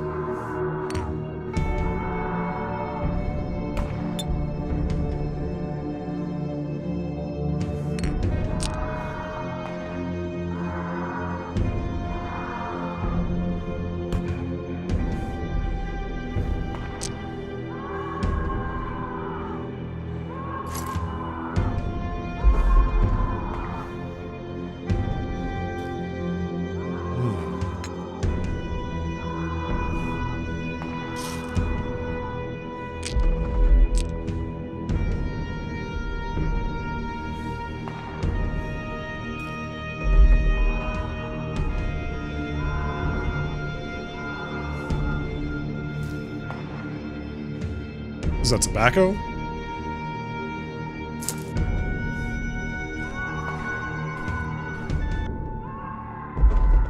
Okay, let's go ahead and use some tobacco. Weird, but tolerable. Weird, but tolerable. Alright, so how do we get out of here? How do we get out of this place? I want to go to the south, it looks like.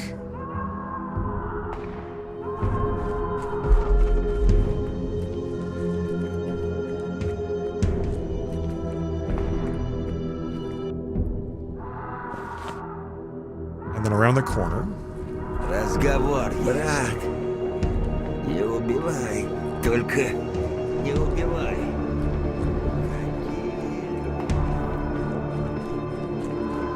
Доктор, ты что? Why do they call me doctor when they're trying to kill me? It's not very nice. There's some points of interest left unexplored. You see, that's interesting that they say that. Okay, we're not going to go through the plague districts, because that last time was horrible. Definitely not going to happen.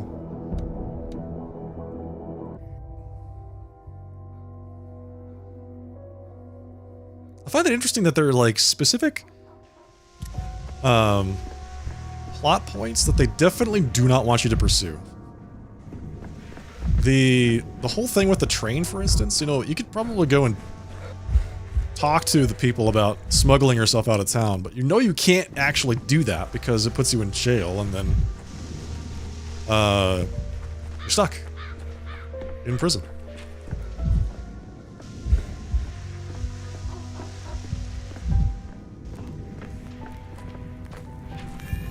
It was quiet in Thanatica. Okay.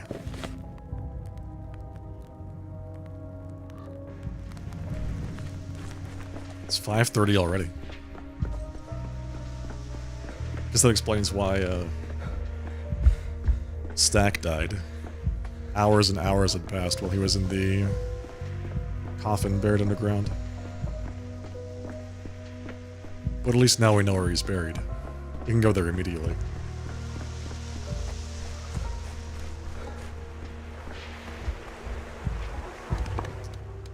Okay, let's go to the Stillwater and inspect this water. I'm sure that we're gonna have to go somewhere else after this. We're probably gonna get this and that quest line with Bad Grief finished today. Then we'll have to start over again.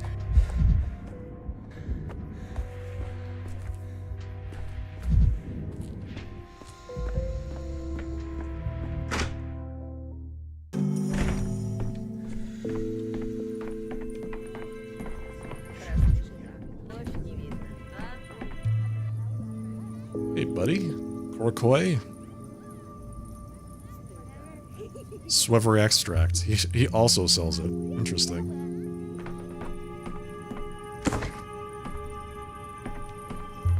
Analyze items.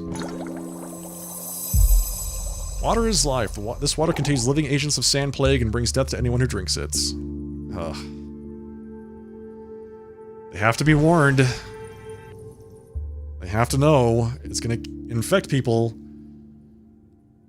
The poor are being given pathogen and contaminated water, which must be stopped immediately. I have to go back. Oh, hello. I've heard of this love thing, all right. Never seen it, though. Hello, Vlad. Dr. Dankovsky, you're a hard man to find. Wherever I go, people tell me you just left.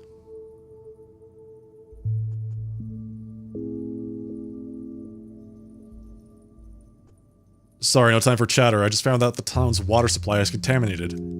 That's why I've come. I want to help with that. Help? I know what you're going to say. Haven't you done enough, Vlad? Come for another shot at destroying the town after failing yesterday? But this time I actually do know what needs to be done. This morning I was told the plumbing had been destroyed.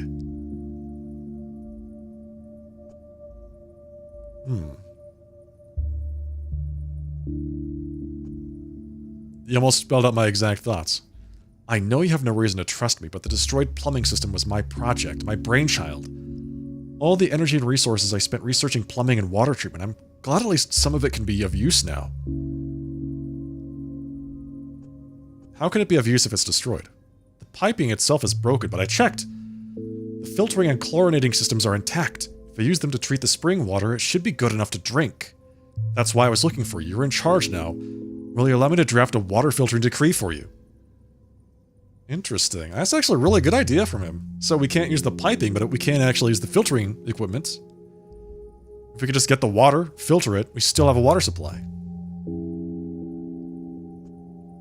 Ready the equipment, the instructions, the paperwork, I'll review it all.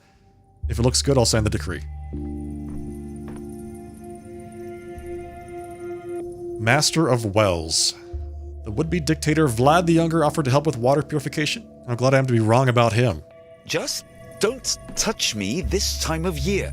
And don't touch anything in here. Yeah, you got it. I won't touch anything. I'm not gonna touch you.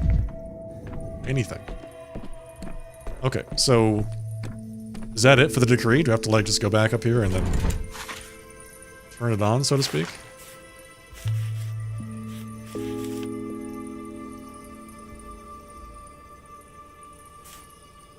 No.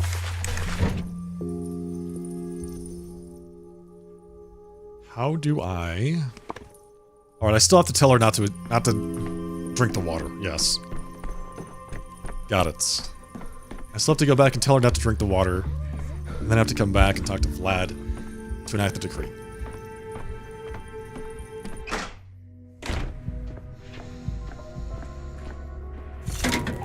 You're too high-strung.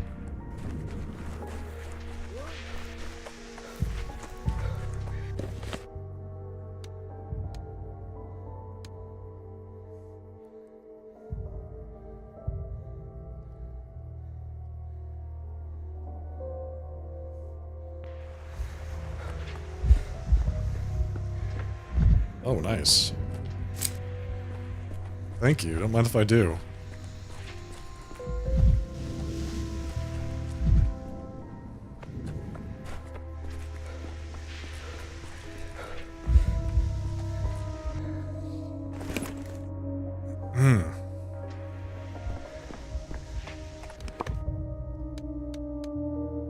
Alright, off we go. I gotta be honest, these places where the people, the rioting districts, it's a little bit more unsettling than the plague districts, to be honest. Иди сюда. Только не убивай.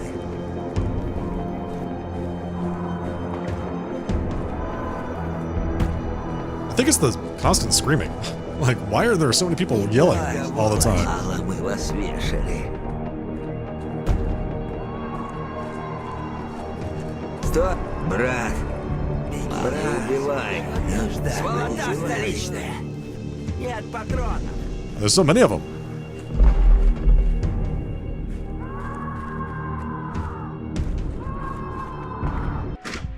It's like a whole mob following me around.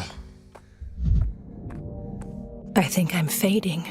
My clothes are worn out, threadbare. So what is it, Doctor? What took you so long? I can wait, but the people can't. You were still here when I first refused to give them the water. Can they hand it out now? No, the water is contaminated with plague. Oh, that's awful. I'll give the orders at once. Wait, Doctor, the water in the House of the Living is step water. After that first barrel, I made arrangements with the water carriers I know, and since it's such a long journey, they've decided to deliver the water to more than just me. So there are other barrels in town taken from the same springs running down the streets. How could I? I did it. I instructed the carriers. I've almost doomed my own shelter, and I've led our disaster beyond its walls. Sorry, I'll get a hold of myself. Wailing won't help. Would you agree to test the other barrels in town, Dr. Zankovsky? Certainly, but it's going to take a while. Finding them, taking samples, going back to the still water, waiting for results. I might know a way to save you time. Would your lab fit on a carriage? What you need for water testing, at least. I have someone I trust among the carriers. He could do that. Hi, Pat. Come here, please. Forgive me, my lady. Heard you talk. I did. You were pretty loud in your fretting, you and the doc. Need me to carry stuff around for the doctor, then? It's not stuff. It's chemical analysis equipment. Please be very careful with it. That'd be much appreciated. That I can do, don't worry. I'll go to your still water now, load it up, and then catch up with you. You go along now. I know where they could have taken the other barrels. I'll mark it on your map. You just take your sample, then look for me somewhere nearby, wherever I can find a good spot for my wagon. Thank you for stepping up, iPad. This is vital. This is my one chance at redemption. Oh, stop it, little lady. Don't go tormenting yourself over nothing. We'll find everything, you're sorted out. And then the doctor, good doctor, will decide. It's very convenient to be able to test the water on the spot. A brilliant idea. Humanitarian catastrophe. Uh-oh. Lyra is horrified. She's ready to help me find good water for today, but how much time will the analysis take? Barrels are in 3 healthy districts. My assistant with the analyzer will stop near them. I need to take a sample and examine it.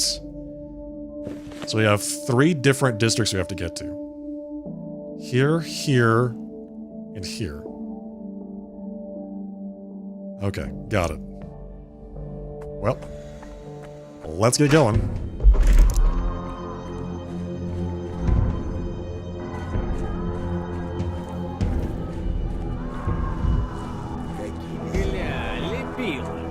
Не стреляй! Мало мы вас вешали. Какие брат, не убивай.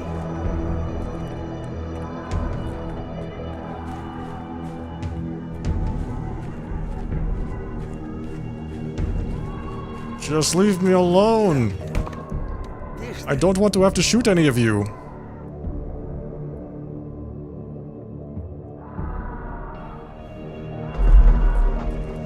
Только не убивай.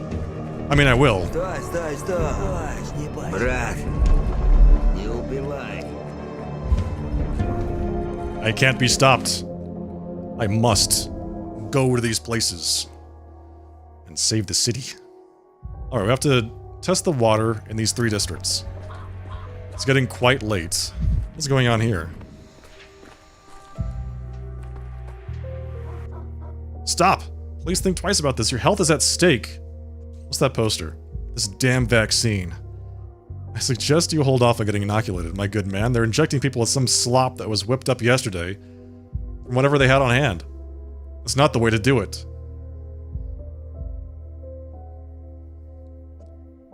It's a miracle this vaccine even exists, you know.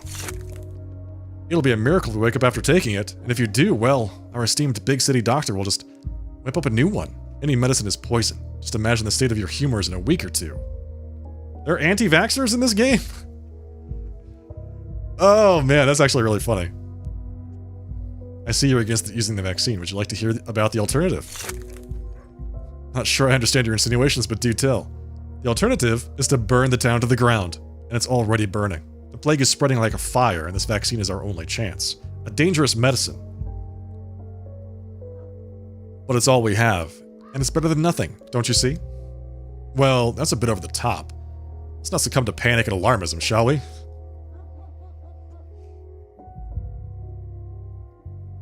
I still suggest you stop and think about what you would find more outrageous. The vaccine, or your town in ashes.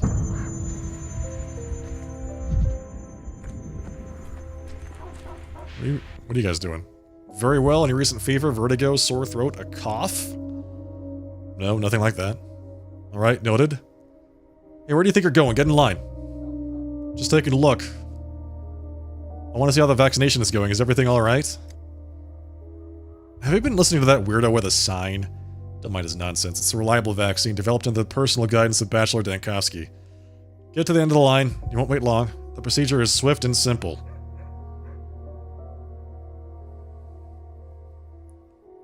Bachelor Dankovsky, that would be me. Oh, Mr. Dankovsky, so nice to see you. I'm sorry. I didn't recognize you. My name is... I don't want to keep you longer than necessary. How's it going? Great. It's going great. We're ahead of the schedule.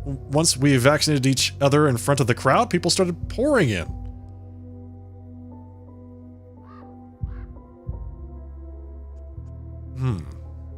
Great job. Thank you. I really hope it's going as well as he indicates that it is, you know?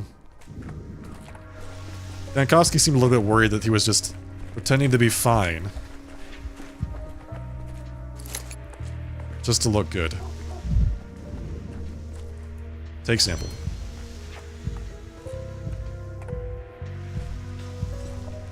Analyze.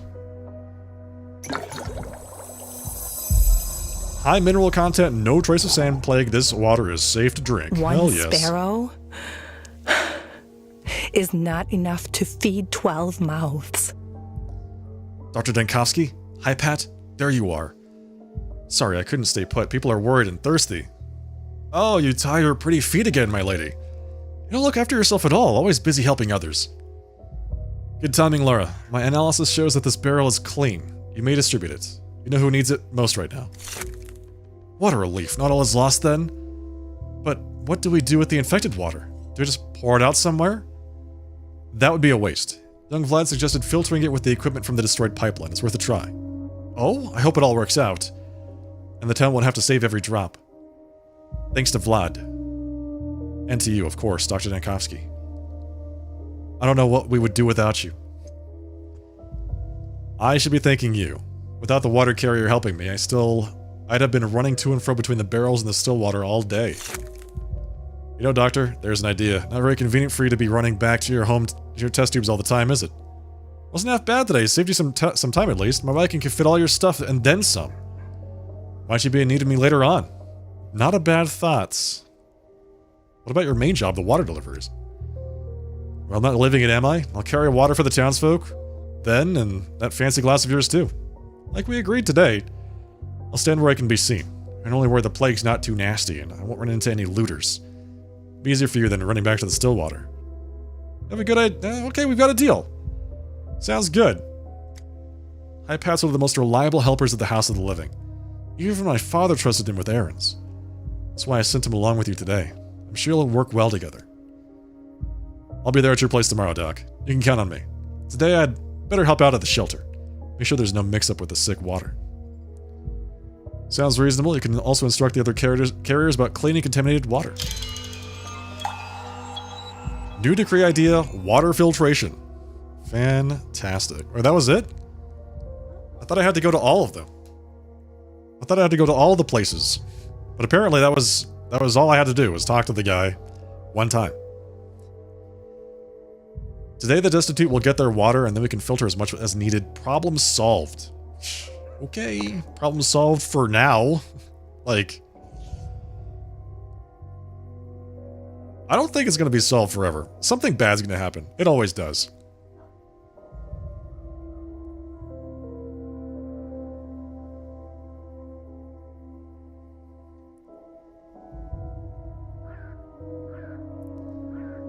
If I try to flee, I'll be caught and caged like a rat. Or was there still a way? I think that's a trap. I think that is definitely a trap. Arrange the filtration of the town's drinking water reserves. We have to get back to the still water so we can enact this decree.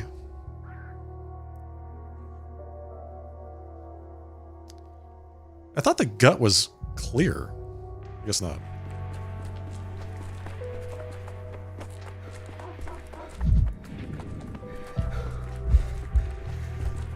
The answer is always arson. Burn everything.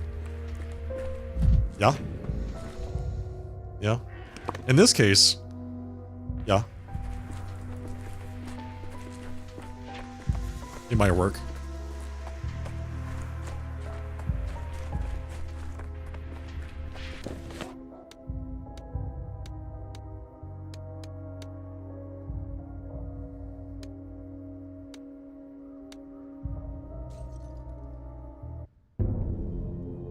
Just have to go straight down the road to get through the gut.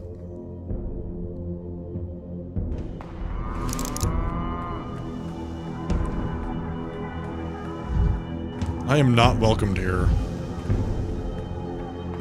Dankotsky is barely welcomed anywhere else in the city. It's basically a pariah.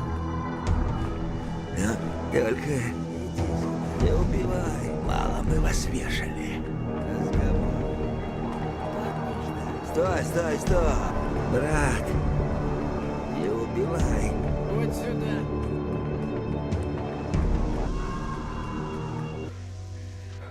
And it's all because he issued that quarantine directive. That's really it. Everything else is kind of like weird, but people can get away with it. I guess the vaccine as well. If there's anti-vaxxers, then, I mean, there's no reasoning with them.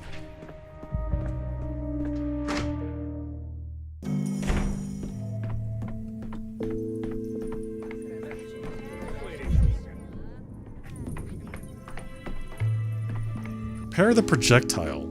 Okay. Don't know what to do with that.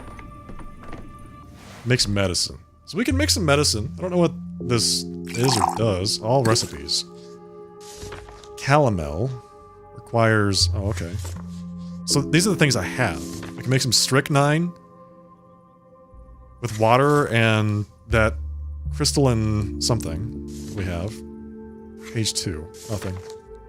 Some morphine. Some strychnine or morphine.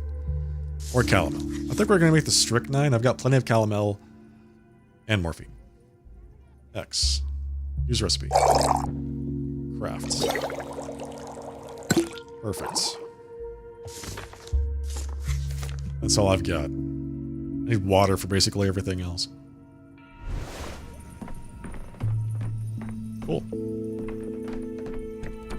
Let's get the water filtration set up. That ought to really help, too. Okay, so we've got, Shabnak protection. Quarantine. Experimental vaccine, day 4. It's gotta be this. Water filtration. Plus 80 unrest, minus 75 contagion.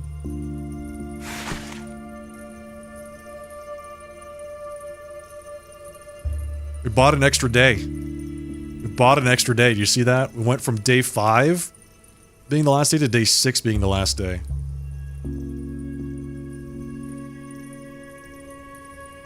I don't know what that focus of infection eliminated means, and I don't know what that critical event means. Those two things are still mysterious to me, and that is, not good. So now we're filtering the town's water. We have vaccine for day 4, and we're quarantining people. So we'll still need to make the vaccine for day 5.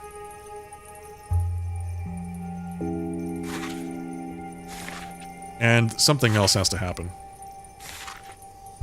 First attempts. Vaccinate the population with the experimental drug from the Emergency Epidemic Committee. Alright, so we have the vaccine from day 3. The vaccine from day 4. Yeah. The water filtration is big. The quarantine is still there. We might need to lift the quarantine at some point because of the unrest, but feels like we're doing okay. Protection from Shabnak. Alright. I actually bought an extra day. That's exciting. That means we can go to day 6 now. Whereas before we could only go to day 5.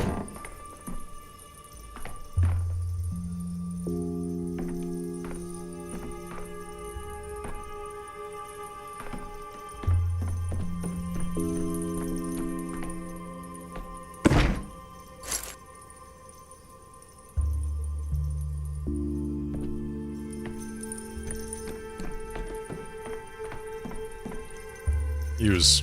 I have to do this day again.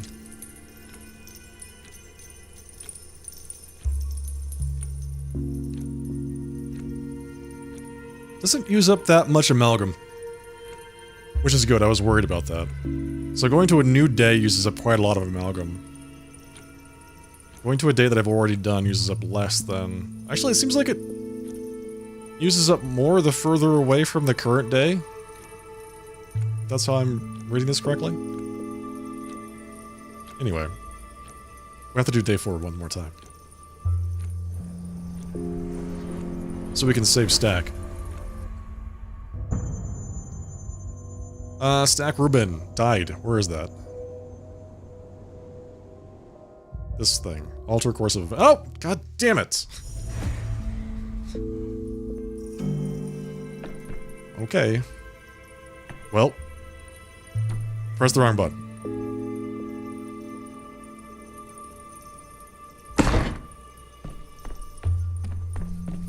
It's a good thing it doesn't use up much amalgam. Okay. Day 4.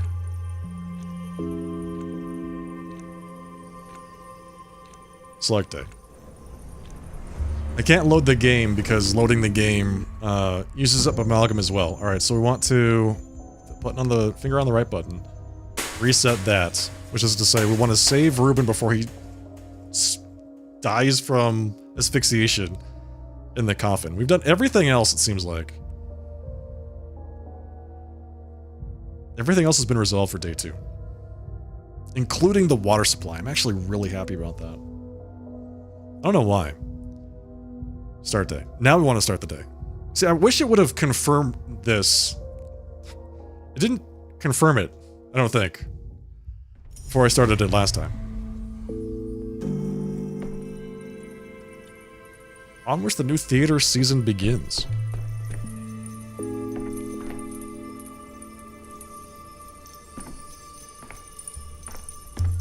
Alright folks, we're gonna go ahead and call it there though. We're back in this tomorrow night, Wednesday. It's gonna be the end of the broadcast.